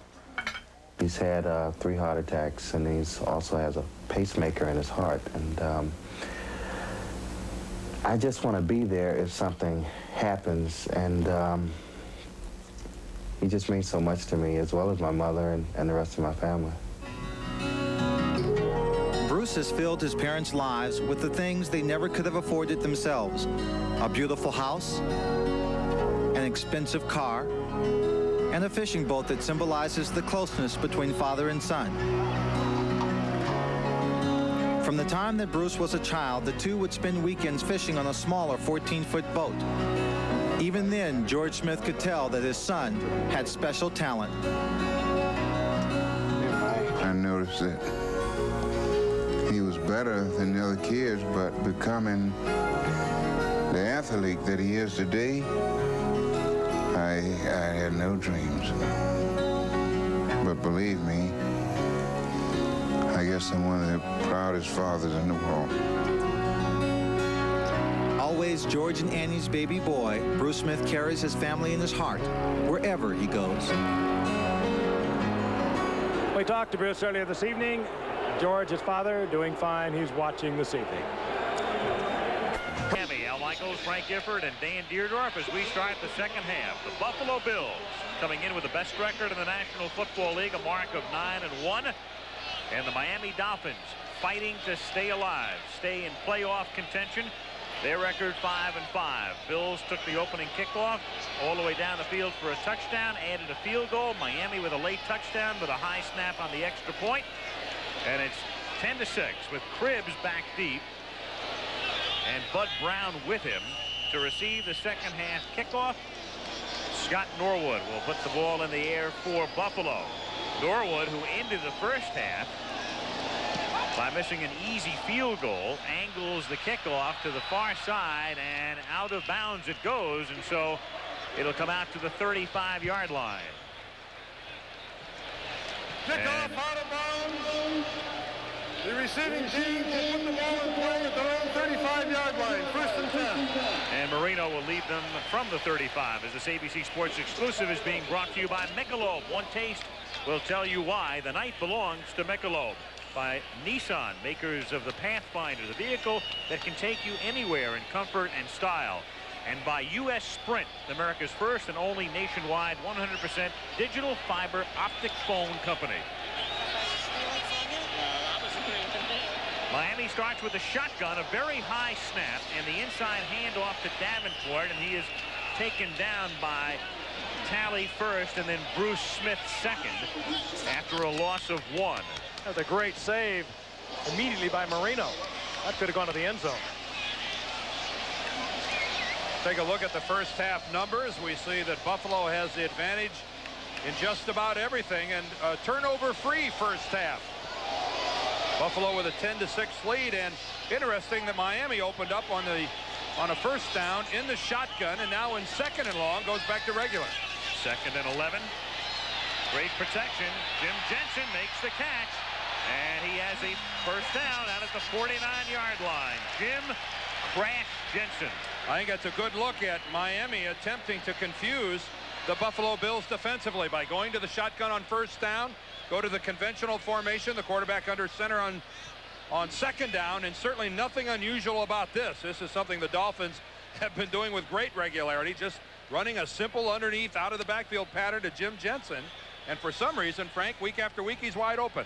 And you saw a good shot of number 56, Darryl Talley, coming as the fourth rush man. Jensen slipped right into where he had been, gets the completion. From the 49-yard line. Over the middle, the tight end is Edmonds, and he has a first down at the 45-yard line. Number 80, Farrell Edmonds, the rookie out of Maryland, who had a 20-yard touchdown reception last week against New England. Frank, remember when we were here in the preseason and we saw Edmonds take a pass on a long touchdown run, and both of us were really amazed at what kind of speed this guy has. He went 71 yards and took about a 6-yard reception and turned it into a 71-yard touchdown. Keep an eye out for the name of Farrell Edmonds. This guy could develop into one of the game's great tight ends. Got him in the third round also. Second down 4, Miami at the Buffalo 45, and Marino, after coming up under center, back in the gun. Steps up in the pocket, fires over the middle, and complete, and a flag goes down. Edmonds was... Well, Leonard Smith thinks this is going to be offensive. Yeah, he was interference in the play. And I think that's what it's going to be. Pass interference, number 80, offense. And that's Edmonds. So you told us to remember the name Farrell Edmonds, and McCarter does. He just trampled Leonard Smith, the strong safety. Smith just positioned himself in front of him, the good old pro that he is. And Farrell Edmonds, well, he thought that was a good thing to do. Talk about giving up your body. Penalty accepted. 10 yards, repeat second down. So they go from 2nd and 4 to 2nd and 14 now. Take a look at it. It's man for man on the part of Leonard Smith against Farrell Edmonds. Smith just lined up in front of him, set himself up, and as Edmonds came out of the break, he gave Smith a tremendous shove. 2nd and 14 from the Dolphins 45. Little dump off, and the catch made by Hampton. And he's buried out at the 49-yard line. They're back to about the original line of scrimmage. It'll be 3rd and 10. And again, Marino gets off a pass without a sack.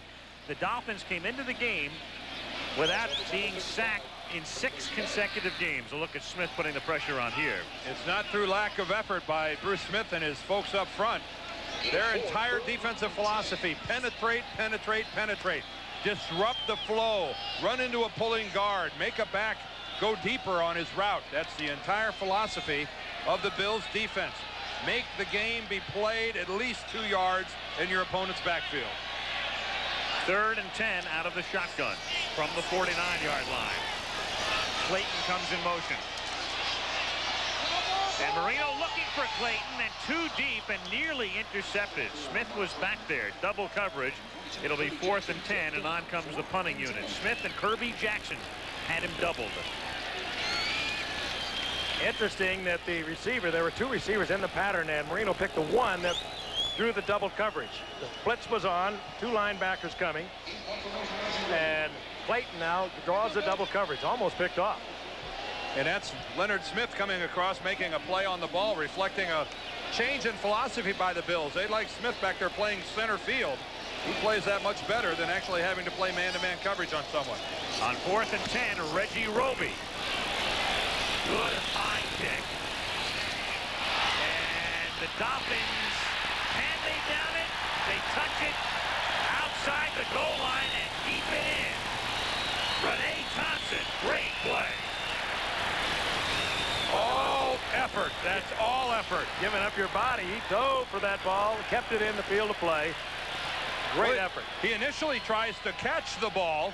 The ball goes through his hands, and then in an attempt to save it, he leaves the ground and bats it back before it breaks the plane. Superb play. Those are my special. Quasi-superb play, because one official has overruled the other while we were away. Instead of it being down at the 1, the ruling is the punt did cross the plane of the goal line, but now they're reviewing it as well upstairs.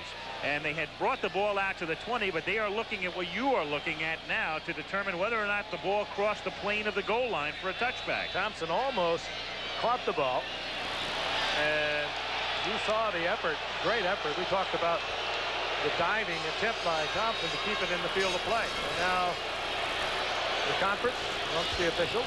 Chuck Eberling is the replay official. You saw him in the booth.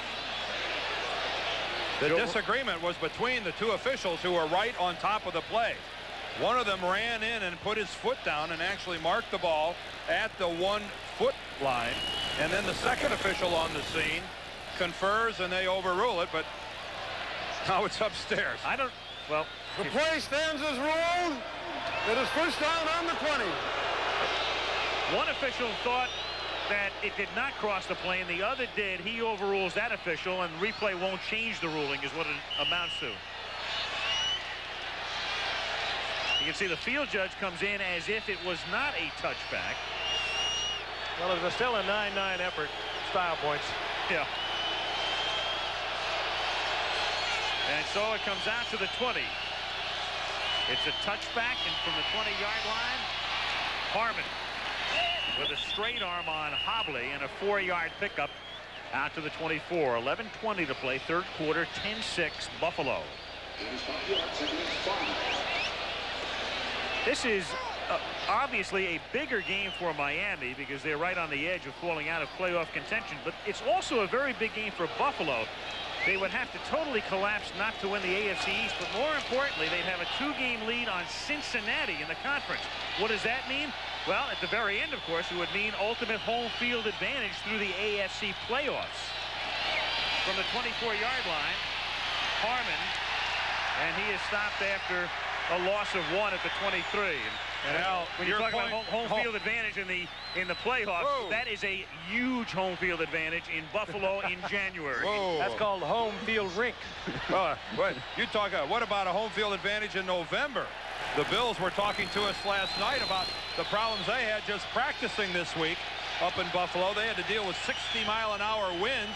It toppled a light standard at their practice facility. And they told everyone who had their cars on the upper deck of the parking garage to move them off the upper deck because the wind was so bad. Hey, that's early November. It's autumn. 3rd and 6 from the shotgun. Kelly flushed out, looking for the first down.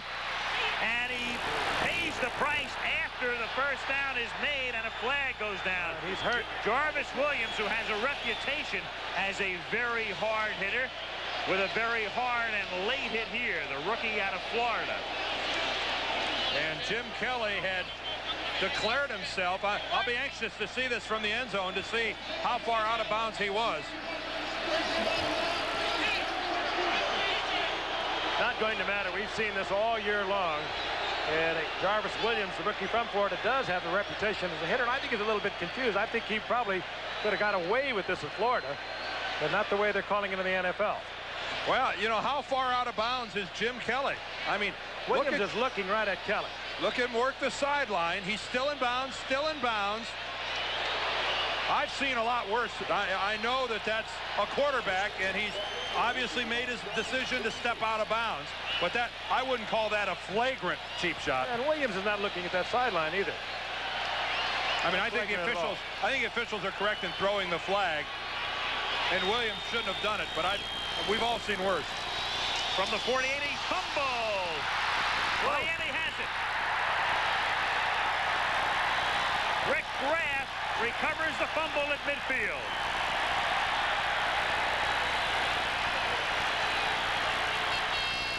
Jim Kelly was trying to get the ball to Jamie Mueller, the fullback. And there's a flag from the line judge.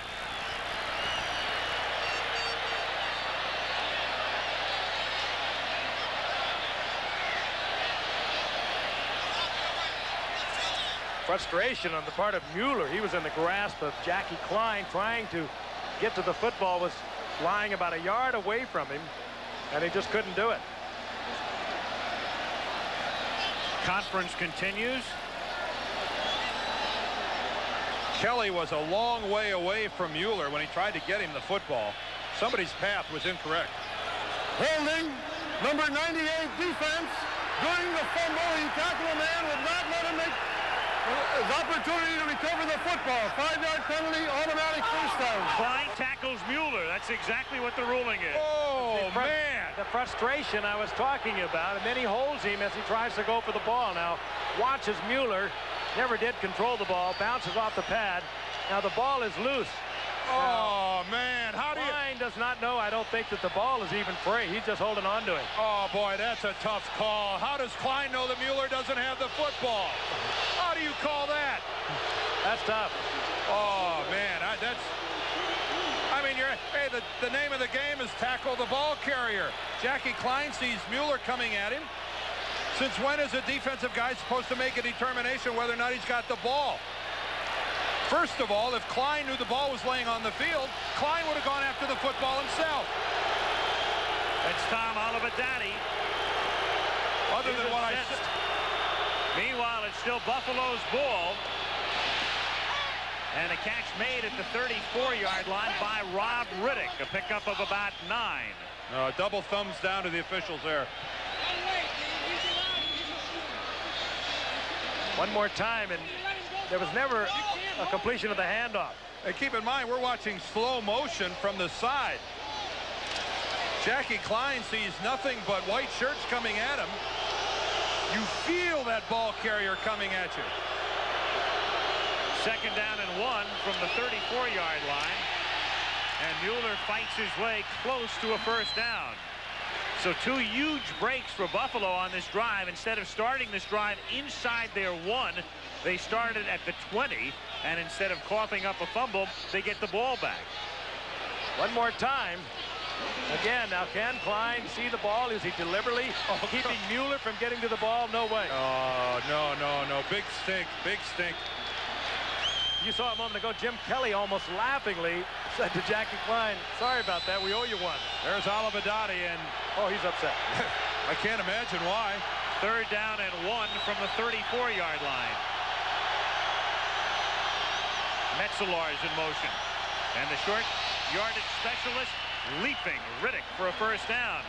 So on this drive, as we mentioned, not only do they get to start at the 20 instead of the 1, not only do they keep the ball, you also had a late hit by Williams. Well, you know, on that play right there, the reason none of the Dolphins tackled Rob Riddick is that they weren't sure he had the football.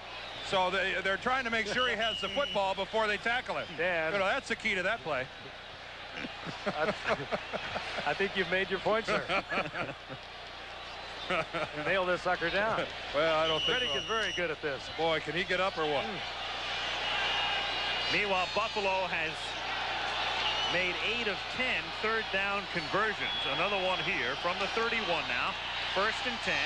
Kelly to Andre Reed. A first down, and Reed is taken out of bounds at the 15-yard line by William Judson, and a marker at the in the backfield, in the offensive backfield. And this is going to come back.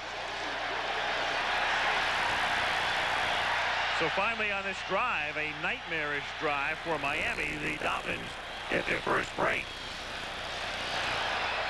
Illegal use of the hands, jam to the face, Number 73 offense, 10-yard penalty, repeat first down. Will Wolford. Will Wolford is the left tackle. Let's see if we can get a look at what happens. Here's Wolford, clear up here at the top of the screen. Jam to the face. That's Hugh Green working against him. I better not say anything, but it sure looked to me like his hand was in his chest. I took care of the other one. 1st and 20 from the 41. Kelly. Catch is made at the 20-yard line by Trumaine Johnson. And that's close to a first down. It's a 20-yard pickup. They spotted just inside the 21. Might be close enough for a measurement. Well, we watched Trumaine. He also was with Marv Levy in the old USFL back in 1983. Marv Levy picked him up from San Diego last year, as just like he did Art Still, a former Kansas City Chief when he was with Kansas City. Well, what a neat catch by Johnson that time. Coming across the middle. More often than not, you're going to get stroked right in the chin by one of the safeties, and that ball way out in front. And nice touch with the hands, bringing that in by Trumaine Johnson. As they measure here, those numbers reflective of the injury to Chris Burkett. That's given Trumaine Johnson a chance to see a lot more action over the last 3 games. And it's a first down here at the 20-yard line. 7:34 remaining, 3rd quarter. Buffalo on top 10-6. I think it's time for the guys in a striped shirt to lay out for a couple plays. Let's let them play a little football there. Shepard.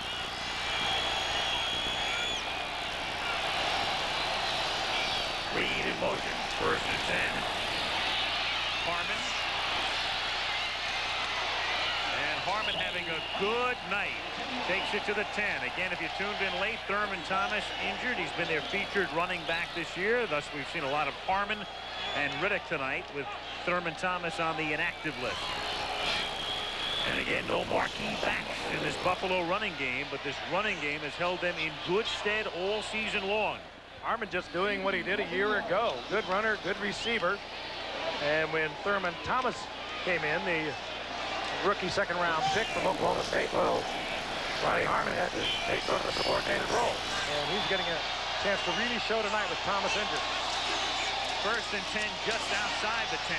Riddick swings to the outside, and Riddick, who has a nose to the end zone, is stopped at the 3-yard line. He is their short yardage specialist. They love to give him the football when they get down deep into enemy territory. Riddick this season has rushed for 6 touchdowns, received 1 as well, and run back a fumble for a score. Big day last week when Thurman Thomas went out. They brought in Rob Riddick, and he went for 75 yards on 18 carries. Had not played that much other than short yardage. How about those 2 names that he's chasing there? Cookie Gilchrist and O.J. Simpson. Not a bad pair of 32s. 2nd and 3 from just outside the 3, and the first carry of the night for Carl Byram as they try to cross him up, and he gets inside the 1. He's a good blocking fullback out of Mississippi Valley State. Carry number 1 for him.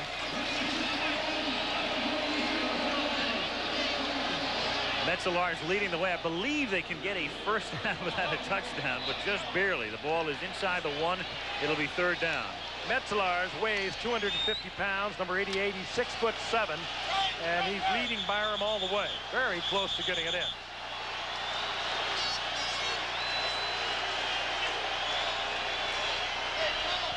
Moving the ball over to be exactly on the hash mark. In situations like this, more often than not, the Buffalo Bills go to Air Riddick.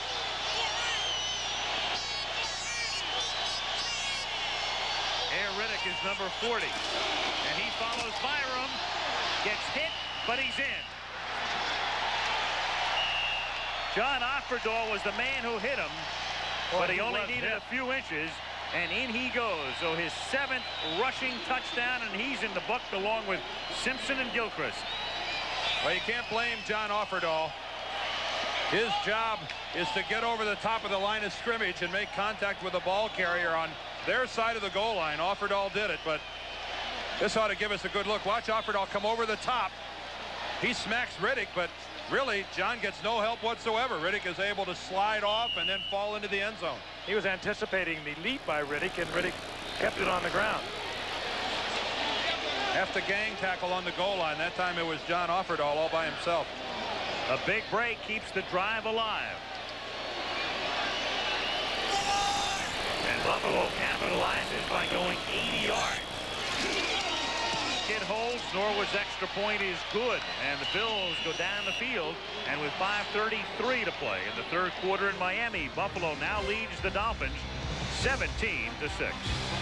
Less than 33 seconds to play in the third quarter. The Buffalo Bills on top, 17-6. And back to receive Bud Brown is number 43, but the guy they want to get the ball to, at least Miami, is Joe Cribbs, number 20. You know, Norwood doesn't get much distance on his kickoffs. So look what the Bills have resorted to, actually having to hold the ball at an angle back there so he can get at least a lot of height on it. Good look at it there. The T won't hold it with the ball laying back that far, so one of the Bills has to hold it for Norwood. Sherman Cockcroft, kick, comes down to the 6. Cribbs. And the former Bill takes it back out to the 27-yard line and throws an elbow into the stomach of Coach Roll. Just as an aside to that, Dan, too, when you have a holder there, Norwood is considered taken out of the coverage, so is the holder. So you really come up with a little bit of a sacrifice when you use a holder on a kickoff. We'll be back. From the Goodyear blimp hovering high above Joe Robbie Stadium in Miami, where the Dolphins have the ball at their own 27-yard line, now down by 11 and facing a most formidable defense. Buffalo right up there with Chicago in the very elite defensively in the National Football League. Marino from the 27-yard line has time and it has been intercepted at the 48-yard line, picked off by Cornelius Bennett, and Bennett takes it all the way inside the 20 to the 16. Cornelius Bennett, he can blitz you, he can tackle you, he can also cover, backpedal and cover, and picks off Marino's pass. And he can run like a halfback. Marino threw the ball well. He just did not factor in the great speed of Cornelius Bennett. He literally can move like a halfback. Well, big man, 6'2", 235, and he runs like a halfback. Somebody has to tell me why Dan Marino threw the ball. I mean, he threw right into double coverage. Cornelius Bennett is, I don't even know how Marino could see Edmonds. It appeared that Bennett was between Edmonds and Marino the whole time. Dan Marino still felt that he could force that ball in there, and it backfired. We talked at the top about how inconsistent and erratic Marino has been this year. A lot of good plays and a lot of bad plays. And that one obviously in the latter category as Harmon picks up about 2, taking it to the 16. The interception was the second of the season for Cornelius Bennett. And the 15th interception thrown by Marino. To equal his, well, he now has 16 touchdown passes, counting the one tonight. Well, every offensive team runs upon some hard times, and when that happens, you need your defense to get your bacon out of the fire, and that's where the Dolphins are right now. The Miami defense somehow, some way, has to jar the ball loose, turn it over, force a field goal that's missed, whatever. Harmon, 2nd and 7. Stays inbounds and stays inbounds to the point. He's close to a first down at the 8-yard line. I think this bacon is getting a little crisp, Dan. It's about to. The Buffalo Bills attacking the perimeter. The way they're doing it, they're using Carl Byram very effectively as a lead blocker. And look how the Buffalo backs are able to string it out, almost all the way to the sidelines, then make a cut up field. And normally you'd expect that pursuit to be there to cut them off, but it's not the case. Third and inches now at the 8. And if you look at the Dolphin defense, they're starting to look to me like a group that's starting to get a little bit worked over. And on 3rd and inches, Buffalo takes a timeout. They take their first of the half. 3:48 to go, third quarter. 17-6 Bills.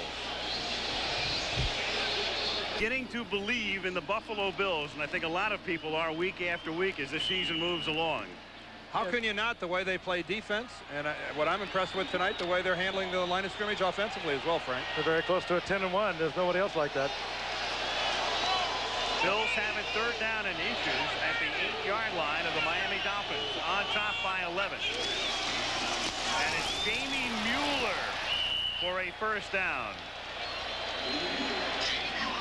It'll be 1st and goal at the 6. So Riddick can dive and Mueller can do a sort of a semi-dive. Riddick's dive is about a 9.6. Mueller is more like a 7.3, but it's got the job done. That's done it now, though. They really have no big name backs in there. Their biggest name, the rookie from Oklahoma State, Thurman Thomas, not even around as we look at Mueller one more time. But Mueller, a lot of power, good blocker. Ronnie Harmon can come in there and give you good running, but can also give you a good receiver. And take a look at it at regular speed. You can see it. It happens rather quickly in there. It's very loud. That's Jackie Shipp, number 50, that came over the top for Miami and made the hit. But by that time, Mueller had way too much forward momentum, and Shipp ended up going backwards. Certainly can't fault the Miami defensive team for effort. I mean, they are being game. They're right in there, and they're peppering the ball carrier. But physically, you just get the impression that Buffalo just a tad superior. On 1st and goal from the 6. Ronnie Harmon takes it into the end zone. With so much blocking, he could start celebrating at the 2, thanks mainly to a block from Carl Byram. And that's a great way to get some ribs broken, Ronnie. Start doing a little showboating on the 2-yard line. I mean, that's a good way to miss a couple games. Bruce Smith did some celebrating last week and got chop blocked later because of it. Yeah, that was last week in their game at Seattle. Smith had a couple sacks early in the ball game and did his fake heart attack where he puts his Fred Sanford routine where he's having the big one, and Ron Mattis took exception to that and came in and put the crunch on him. And the league is still examining the tape of that incident. Scott Norwood's extra point is good with 3:02 remaining in the 3rd quarter. And so after the interception by Bennett, Kelly and the Bills take it in. And Buffalo now leads 24-6. Again, Metzelaars, who was the lead blocker on the Bills' prior touchdown, the lead blocker once again. The big number 88, 6'7", 250-pounder, just chicken blocking along the line of scrimmage, but he ties up his man, and that's what he's supposed to do. Well, the folks in Buffalo pretty shortly will be able to hear something they haven't heard in 22 years, and that is tickets for a home playoff game will soon be on sale. They have not played a home playoff game since the 1966 season. The last time they played a home playoff game, had they won the game against Kansas City, they would have gone to Super Bowl I, but they lost it. They've got some excitement going up there now, and you were talking about the playoff situation, home field and all of that, and their duel with Cincinnati. Well, they will play Cincinnati in 2 weeks, and of course the first tiebreaker will be head-and-head. That will fill up Rich Stadium. But they right now will have a 2-game advantage on Cincinnati and at least 2 on everybody in the conference as you look at Bennett, who made the interception. And they'll be on the verge of clinching the AFC East because they'd have a 4-game lead with 5 weeks to go.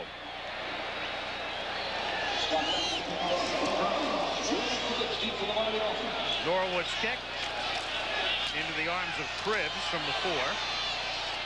Out to the 25, and we talked about that shot block last week on Bruce Smith in the Seattle game. And the situation was this. This is about halfway through the 2nd quarter of last week's game. There's Bruce Smith on the left, being fronted up by number 65, Edwin Bailey. Watch from the left. There's Ron Mattis, the left tackle, who had been beaten a couple times by Smith in the 1st quarter. Came in with that illegal chop block. If one lineman has contact with a defensive lineman, you cannot come in and hit below the waist. That drew a 15-yard unsportsmanlike conduct penalty. The Bills sent it into the league, filing a protest. The league has it under advisement and won't rule until next week, we're told. Davenport, gain of 2. That was the type of play, of course, that has ended a few careers. And it is a play that 10 years ago was perfectly legal. It could be done by an offensive lineman. It could be done by a running back. And there were so many defensive linemen getting knee injuries that the league justifiably and rightfully so went ahead and outlawed the rule. And Roy Foster that time. There's enough that goes on in there without having that happen. Yeah, I mean, that's really blatant. But, you know, that's the kind of spotlight that you're in when you're the talent and the caliber of a player like Bruce Smith. Reggie White's the only other guy that comes to mind that I can mention in the same sentence with Bruce Smith. On 2nd and 7, Marino fires. The catch is made by the tight end Edmonds. And Kelso tackles him after Edmonds barrels him over at the 46-yard line. So the Dolphins cross midfield and a first down with under 2 minutes to play in the third period. Kelso, sort of the classic overachiever, but he has turned into a fine safety man for these Bills. Bruce Smith getting double teamed. You'll see 27 Lorenzo Hampton circle around, and they really work on Smith at the line of scrimmage. That's Roy. And you touched on it, Dan. You said you're that caliber player. You're going to attract that kind of attention. That was Roy Foster, the left guard, with both hands on Smith's face mask. 26-yard pickup on the play. And Marino under pressure. That time has it intercepted again. Kelso to the 40. And Kelso to the 46-yard line. He's tackled by John Giesler. Mark Kelso having a tremendous season. That's his 7th interception of the year. He runs the show back there. 3.5 grade point average out of William & Mary. Came up as a free agent and has taken charge at the defensive secondary. There he is, fine young man off the field also. He's the Travelers Man of the Year for these Buffalo Bills for not only playing as well as he's playing outstanding football, but for his work in and around the community. Smith getting in late there on Dan Marino. The ball was already gone, but really just a very poor pass from Dan Marino. Trying to find Mark Duper, but the ball severely overthrown right to Kelso. Now the Bills from the 46, and Ronnie Harmon through the line, and he crosses the 50, is tackled at the Miami 47-yard line, and some of the crowd begins to head for the interstate. And a lot of the Miami detractors, fans that would like to see the Dolphins do better, are going to say on a play like that, maybe Dan Marino is better off taking the sack. Maybe you can't throw it every down. Sometimes when no one is open, a quarterback has to eat the football, and this is where the consecutive games without a sack, they're working on 7, becomes a liability rather than an asset. 2nd down and 2, and Riddick goes through the middle and picks up the first down on 2nd effort to the 41-yard line. The Dolphins, by the way, as Dan mentioned, trying to go 7 consecutive games without a sack. 6 is the NFL record. No team had ever gone 6 consecutive games without allowing a sack. Goodyear Blimp Enterprise looking down into Joe Robbie Stadium as we start the 4th quarter. Al Michaels along with Frank Gifford and Dan Deerdorf and the Buffalo Bills have a 1st and 10 at the Miami 41-yard line. They lead 24-6.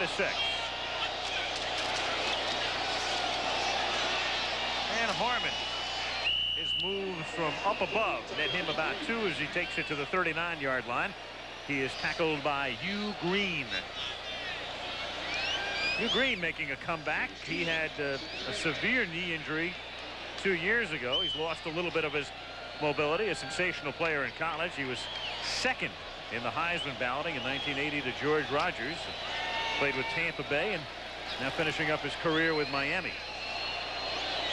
Started that career a teammate of Marino's at Pittsburgh. 2nd and 8. Riddick to the outside.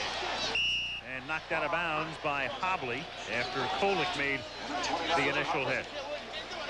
And we're seeing one thing that's really benefiting the Buffalo Bills, and that is with the type of lead they have in the AFC East and the way their defense is always keeping them in a ball game, they're getting an opportunity to work repeatedly on their running game. They're getting a chance to work on a running game that, if a lot of playoff games have to be played in Buffalo in that cold weather, what an asset that would be. You can keep talking about a running game. You've got total concentration, my man. Thank you very much. Thank you very much. Was Dan saying something? That was a test from the truck, and I hope I passed. 3rd down and 7 from the 38-yard line. Andre Reed hit at the 31-yard line, very close to a first down. Hit by Jarvis Williams, one of 9 rookies on this Dolphin roster. And they have opted to go for defensive picks in the last 3 years as their top selection. Williams a number 2 pick. But that tells you what Miami was looking to do, and they think they're on their way to reestablishing a defense which had really gone south. Yeah, we talk about the Bills and maybe not having the great names because they have not had the national TV exposure over the years, but they have 14 regular starters who were first or second round draft picks. Now that's the most of any other team in the NFL. The most any other team has would be 11 of first or second round starters. Harmon, who looked like he was looking downfield for a moment as if to pass, packs it in and picks up 1 and is knocked back by Lifford Hobley. It'll be 2nd and 9. I guess if this was a sports telecast on the local news, this would be the news notes section. But I guess one of the things we ought to touch on is the first coaching casualty today, as Darryl Rogers was fired as coach of the Detroit Lions and replaced by Wayne Fonts. And I guess the loss to Tampa Bay yesterday was just more than William Clay Ford could stomach as owner of the Lions. Fonts is from your hometown, Dan. Canton, Ohio. That loss, combined with the fact that about 25,000 looked on in the vast Silverdome. 2nd and 9. Reed on an end around, and Andre is stopped just short of the first down. It'll be 3rd and 1 as Jarvis Williams again is in on the tackle. Andre Reed's having a great year. He doesn't have that blazing speed, but when you watch him, you know right away he's got the quickness. Came into tonight with 48 receptions, one of the top receivers in the league, but he can do a lot of things out there. Bills really don't have blazing speed to get deep, but Reed represents what they do have. Well, he sure likes to play on Monday night, doesn't he? Had a big game against the Jets there at Giant Stadium when we had that game, and then another solid performance here tonight. And the Bills as a team don't seem to object to playing in Monday night games. That was the night a lot of people began to believe the Buffalo Bills were for real. Riddick on a 3rd and 1 inside the 10 and down to the 2-yard line. Another big night for Rob Riddick, who last week took over in the first quarter when Thurman Thomas was hurt. And again, with Thomas inactive tonight, Riddick gets a chance to shine, and that's exactly what he's doing. I think back to that Monday night game against the Jets, that's the night that the Bills really burned up Giant Stadium. Really? Literally. Riddick again, ordinarily he works inside. Good block, kicking out the cornerback. And then Opperdahl makes the miss, and Riddick is on his way. And we're really seeing I think a game, but at this point, demoralized Dolphin defense. They did their part early. Here's Riddick looking for another touchdown, and he gets it. Rob Riddick, up among the league leaders in scoring, has now put it in the end zone for the 10th time this season, and only Greg Bell has scored more touchdowns in 1988. He has 13. Bell of the Rams and a former Bill, ironically. But at least Bell has done it with a lot more yardage and carrying the football. Riddick now has 10 touchdowns and fewer than 200 yards rushing as a yearly total. Or if he's over 200, it's barely. We'll get a yearly total for him. He had 167, I believe, coming into tonight's ball game. Norwood's extra point is good. Well, that was the 64th time he's carried the football this year, and the 8th time he scored a touchdown on the ground. Not bad. 1 out of 8, and Buffalo routing Miami 31-6. Buffalo on top 31-6 with 11 minutes and 44 seconds to play. A rapidly emptying Joe Robbie Stadium. They came up about 3,000 shy of a sellout, so the game is blacked out here in Miami. And about half the crowd has departed because the Bills lead by 25.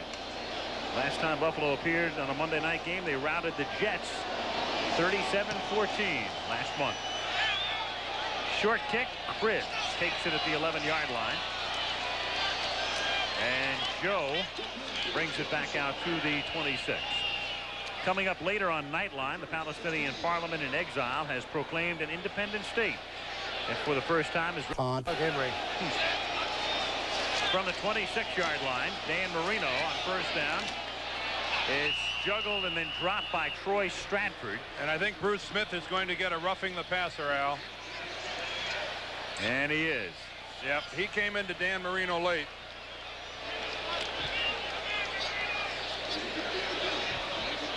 It's a little bit frustration for a defensive lineman who goes against Marino because he always seems to get rid of it. Remember the new rule, you only get one step in going after the quarterback, and from that other angle we got a good look that Bruce Smith took at least 3 steps before he made contact with the quarterback, and that's just the automatic call. That's all that referee is doing, is standing behind the quarterback. His first job, priority number 1, protect the quarterback. And that time a good call against Buffalo. Bruce has been there all night long, but just as Marino has been releasing the ball, and that time he just couldn't hold it back. Well, protecting the quarterback is something that hasn't happened a lot through the league this season. The irony in this game is that you've got 2 premier quarterbacks, and both have been healthy through the course of the year, and that's news these days. From the 41-yard line, Marino throws to Jensen, who makes the catch over the middle and takes it to the 47-yard line for a pickup of 6. On the subject of injuries, the Bills very fortunate this year. They haven't had that many key injuries, and they've had 16 players who started every game this year, and that's an extraordinarily large number. Marino nearly has it picked off again. He's already had 2 intercepted in this half, and nearly a third as Wayne Davis couldn't handle it. Let's take a guess, everybody at the same time. Who do you think might have been in Dan Marino's face? George Smith's son, Bruce. BS. How about number 78, Bruce Smith, who takes him to the ground, and again, Dan throwing backwards, got lucky that time and avoided the interception. Family looking on up at Norfolk. If you were with us at halftime, you know his father has not been well, but we talked with Bruce earlier this evening. He's doing fine, and he's watching tonight. He's watching his son put on quite a show.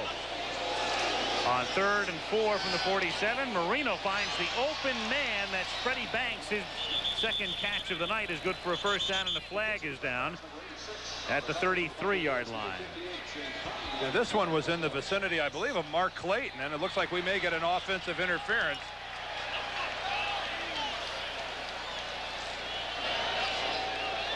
Shule has seen too much of this year, and we mentioned before. Pass interference, number 83 offense. 10-yard penalty from the previous spot. Repeat 3rd down. That was a pick play more than a real good look.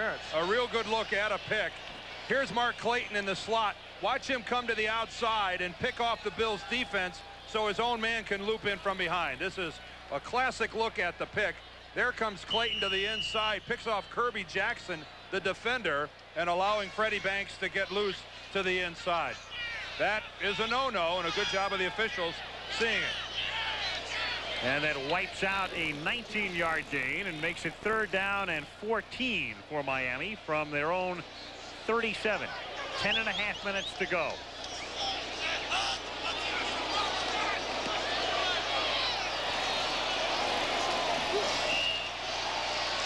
And the pass is incomplete at the 47-yard line.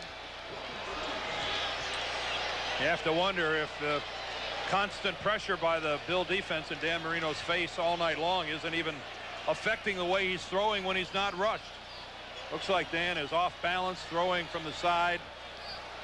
Just not the normal trajectory and accuracy that we expect of Dan Marino.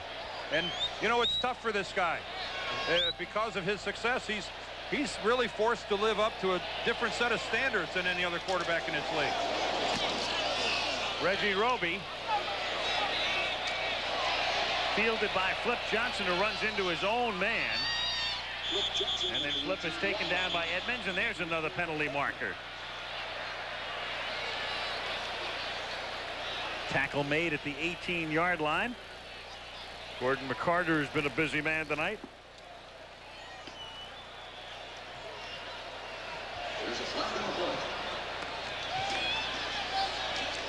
Read the lips there. We're going to have a face mask call.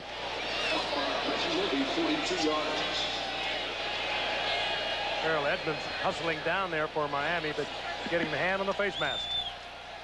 Wrong side, Gordon. 5-yard face mask committed against the runner. 5 yards from the spot of the foul. First down. Now he gets it straight. Here's reverse angle. That's Farrell Edmonds. And let's see, does he get a hold of the face mask of Flip Johnson? He certainly gives it a good effort. Got to understand, though, that he can't see that. That's strictly by feel. And that is clearly an inadvertent face mask. But it does feel like a face mask. Yeah, especially if you're Flip Johnson. So they start now from the 24-yard line, and there are the Bills in the second half. Touchdown, touchdown, touchdown. 2 of those drives starting after interceptions.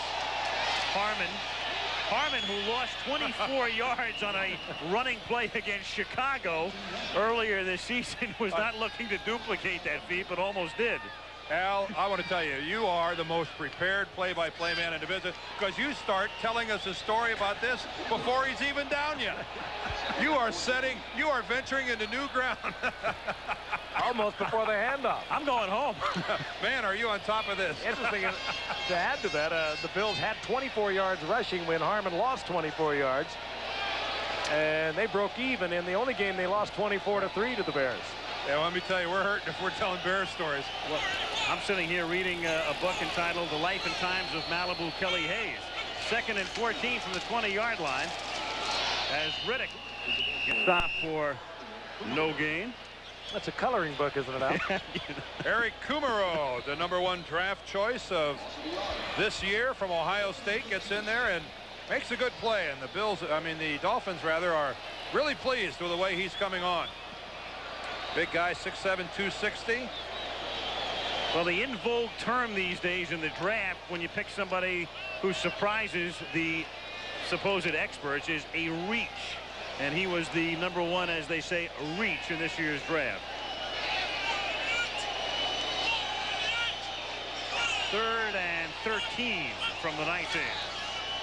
Little shovel to Riddick. Out to the 31, and I know every time I see that play, and you do too, Frank, we think of Lee Grosscup. Oh, he was the master. Little shovel pass. Where is Lee wandering around tonight? Lee is he's announcing University of California football in the Bay Area, a job held by Marv Levy a few years ago before he got back into coaching. That's a good way to work it in there. Yeah, there he is. Marv, a Phi Beta Kappa from Cole College. Been around. Coached at Kansas City, went up and coached in Montreal. Was with George Allen, as I mentioned earlier, with the Rams, later the Redskins. Very loyal man. He brought Ted Marchibroda along with him, who he met under George Allen with the Washington Redskins. Did the same thing for his defensive coordinator, Walt Corey from Kansas City. The Bills have just let the clock run down. They're going to take a 5-yard delay of game penalty and go ahead and punt the ball away. You know, we've been talking about the draft and guys like Eric Kumaro. I think this is an interesting statistic talking about the Bills. They have really done it through the draft and done it through drafting successfully. 14 of their regular starters are either 1st or 2nd round draft choices. Now that's, you talk about a team that's supposed to be good. I mean, when you have that many people who are starting that were high draft choices like that, I mean, that's the way it's supposed to work. And the Bills are making the most of their draft choices. And, of course, with guys like Cornelius Bennett and Art Still and Leonard Smith, with other people's draft choices as well. Made the right trades, put it all together under Marv Levy, and they're on the verge of going 10-1 as Kids kick. Bounces at the 40. Schwades lets it bounce. Then it rolls 15 yards from where it initially hit. Down to the 25-yard line, a 49-yard boot. 7:44 to go. Buffalo on top, 31-6. It sounds like a rout, but if you weren't with us at the start of the second half, the score was 10-6 in favor of the Bills. They had the ball. Miami appeared to have recovered a fumble, but it was ruled that Mueller was being tackled on the play in an attempt to recover the fumble. That kept possession for Buffalo. They were able to take it in for a touchdown, and if there's a key play in this game tonight, that's the one. And what are the odds of Don Shula being on the phone to Art McNally, the head of the NFL officiating crews, tomorrow morning, bright and early? Art, I know you're listening. Get in early, because the first call is going to be from Shula. It could be a 24-hour hotline. That'll be an incomplete pass. There's a little shovel there. It's incomplete.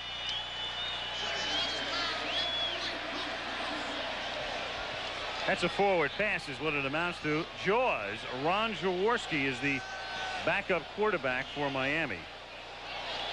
Cornelius Bennett doing his job, number one, get upfield, and then attempting to react back to the inside, and almost came up with that ball. That would have been an interception if he would have somehow been able to control that, but he did the next best thing, just totally disrupted the play. 2nd and 10 with Moreno out of the shotgun from the 25.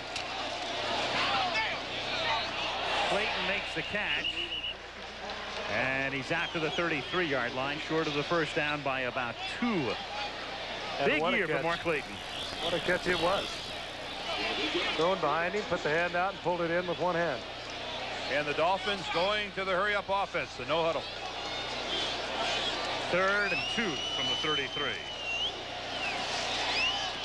And Marino hits Clayton, and a first down. Clayton taken out of bounds at the 42-yard line. Clayton, in the last year of his current contract, Duper, you might recall, was a holdout, and Duper's not having a very good year in the first year of his new megabucks deal, and Clayton thinking about his future negotiation and putting himself in a pretty good position right now. Isn't that the way it is more often than not? Mm-hmm. Whether the sport be football or baseball or whatever, there seems to be that element of hunger that drives you to the better performances when you know that it's going to have a direct relationship to what kind of a contract you get. Duper has only caught 1 touchdown pass this season, which is pretty amazing when you think about the fact you're a wide receiver on a team with Dan Marino. Clayton, on the other hand, has caught 7.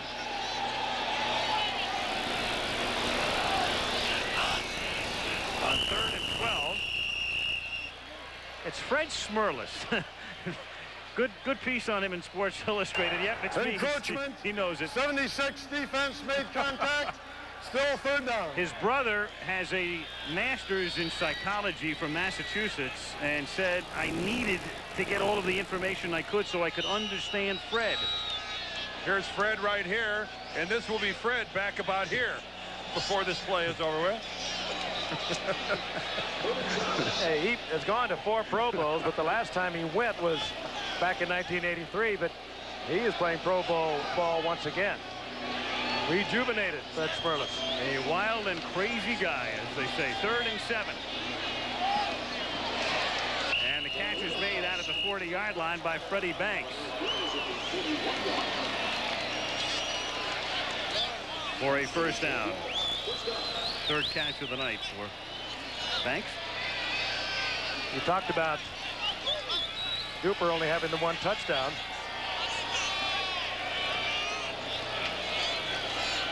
Marino threw for 359 yards last week and only got 10 points out of it. And a loss to New England. Clayton taken out of bounds at the Buffalo 48-yard line. You know something that's interesting, guys, is that here in Miami, some of the people that call into the talk shows and some of the writers and some of the local papers are saying maybe the game has passed Don Shula by. And isn't it incredible that some of the most, some of the winningest coaches in this game's history can take the heat they can take from both fans and from some of the press. I mean, I'm thinking of Tom Landry in Dallas, Chuck Noll in Pittsburgh, and of course this guy Don Shula. Now, somebody's going to have to catch me in a rare mood to convince me that the game has passed this guy by. Me too. The guy has 1 losing season in 21 years as a head coach. That, to me, of all the achievements, 6 Super Bowls he's been to, is the most remarkable thing, that he is in only 1 losing season. I think the thing about Don Shula that has impressed me the most is his adaptability. And I'll talk about it after this play. On 2nd and 8, Clayton makes another catch. Boy, he's really padding the stats on this drive. That's his 4th catch of the drive, and he's out of bounds at the 42, 3rd and 4. You know, football coaches have this stigma of inflexibility. I have a system. You will conform to my system or you will not play. And here is a classic example of the guy that adapts the system to meet his players. When he had Zonka and Kick in that great offensive line, they ran the football, ran the football, ran the football. He didn't have that running game, but he has a quarterback named Marino and receivers like Duper and Clayton. So what does he do? He leads the league in passing. I mean, to me, I think that's a tremendous compliment to a coach in his ability to read his players and mold the system around them. He's done it any way he's had to. 3rd and 5 as Marino has his pass dropped by Clayton at the 40. It wouldn't have been a first down anyway. It'll be 4th down, and they'll go for it. 4th and 5 at the 43-yard line. There are the numbers. Again, Marino, as we mentioned at the outset, his numbers very good. 3,008 yards in 11 games, 16 touchdowns, 57%. He's had 4 3,000-yard seasons now, but it's been a very erratic year for Marino, and in a way, tonight's game is his year in microcosm. For a quarterback of Marino's caliber to have the same number of interceptions as touchdown passes is not good. A quarterback of Dan's capability should have a 2-to-1 ratio, touchdown passes to interception. And he normally does. On 4th and 5. And it's picked off by Shane Conlon, the 3rd intercept for the Buffalo Bills. Again, Marino just trying to get rid of it. And of course, down 31-6. You can excuse that one. Spectacular catch by Conlon. It was maybe the best catch of the night. Trumaine Johnson made one coming over the middle for Buffalo that sticks in my mind. But watch this. I mean, but the sidearm throw, jumping up in the air, and that's a pretty that ain't all bad, guys. Little one-handed stab by Shane Conlon. You'll find him himself on the short yardage team. And that's Conlon's first career interception. 2nd year out of Penn State. What a collection of talent on that defensive unit. Conlon, the 1st-round draft pick a year ago. Got Cornelius Bennett over on the other side. Bruce Smith, we've been watching all night long. Meanwhile, the new quarterback is Frank Reich, as Kelly is done for the night after a good night, and Harmon, who's had a good night as well. Funny thing about Reich, here's a guy who plays very little, but the most action he has seen this year was in the Jets game on Monday Night Football last month. And tonight he's in with 5.5 minutes to go. And that proves the Bills have been prime-time players this year. Routed the Jets at the Meadowlands on October 17, 37-14. And Kelly can take the rest of the night off. And if I'm an AFC football player, the saying the road to the Super Bowl goes through Buffalo not only seems like a possibility, but a scary possibility at the same time. 2nd and 8 from the 44. And you got to figure that the Bills are going to be very strong, because when you get on the kinds of fields you, in all probability, will have the kind of weather you get in the Northeast, late December, early January, you need a running game. Let's take a look at the remaining games there. They play the Jets next week at home. Then the game at Cincinnati. That's a big game, but if they keep it up, they'll have a 2-game cushion going in. They will after tonight's victory as well. And at Tampa Bay, Raiders in Buffalo, and under the dome at Indianapolis. And we talk about that Cincinnati game being a big game. Again, you look ahead to that home field advantage situation in a possible AFC title game. Think NBC would let us do the game on Monday night? 3rd and 4. Riddick. Good move by Riddick to stay in bounds. I think with this kind of lead, probably could have saved a little wear and tear on the body by taking it out of bounds. Well, the only loss, and that picture says it all, Marino, anguish, well, semi-anguish. By the leg hit the point, and the other guy celebrating on the right, Kelly. That's an 83, along with John Elway, Kenny O'Brien, Todd Blackledge, Elliot Marino.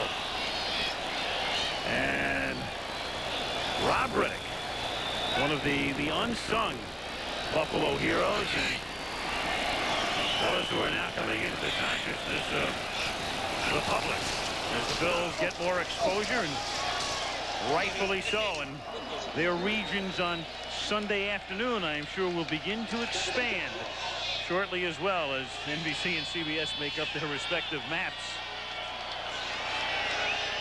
2nd down and 7 from the 36-yard line. Well, we've got Michigan by the authority of the National Football League. It is intended for the private use of our audience. Any rebroadcast or any other use of this telecast without the express written consent of the National Football League is strictly prohibited. Well done. Thank you. I didn't know that. And I'm leaving. Good night. Ta-ta. 2 minutes to go. 31-6. For the forgetful football player. The only celebrating going on tonight at Joe Robbie Stadium in Miami. You're speaking of the running game, Dan. Well, they have to cheer. They're paid to do so. We've been getting some audio in there. We've been getting inside 2 minutes and a pretty disconsolate group of Miami Dolphins. You have to feel for these guys. They tried tonight. They really did. And they're looking forward to a tough 5 weeks ahead, because this season is pretty much history. It's 3rd and 1, Buffalo at the 31-yard line. And a first down is picked up by Byram, so unless Miami stops the clock, this one is over in 1 minute and 50 seconds. And we can tell you the executive producer of Monday Night Football is Jeffrey Mason. Tonight's game produced by the Harvardian Ken Wolf. Harvardian. And directed by Craig Janoff, who has a new shirt. Our technical director is Joey Chavo. Associate director is Ben Harvey. Rob Biner, our halftime producer. Bill Freeberger, our tech manager. Ed McKinnon, our unit manager. And the gang all here at Joe Robbie Stadium as we wind this one down at the 29-yard line as Rob Riddick takes it to the 24. And our thanks, of course, to Mr. Univac, Steve Hurt, and Malibu Kelly Hayes, and Puyallup George Hill up here in the booth. Marcamento on the computer. We'll be back here in a few weeks, won't we? We will be against Miami against Cleveland. How about the thrashing the Dogs took yesterday out at Mile High in Denver? How do you figure that? 30-0 at the half. Smile creasing the face of Marv Levy. Well, here's a man who's trying to get to the playoffs for the first time after a long coaching career in professional football. Canada and here in the NFL with Kansas City and now Buffalo. Oh, look at this. Oh, will they? Will they? Oh, they got him. He looks less than happy. I don't think Marv's into it. No. Not yet. But he wouldn't mind a few more of those. Imagine how that would feel in Buffalo in January. Oh, yeah, right.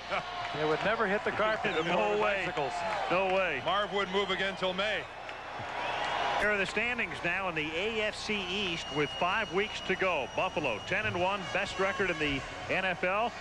Colts are hot. They've won 5 straight, and New England alive in contention for a wild card berth. They'll be here next. Badly in need of offense are changing quarterbacks today. Pat Ryan gets the call, replacing Ken O'Brien. But Ryan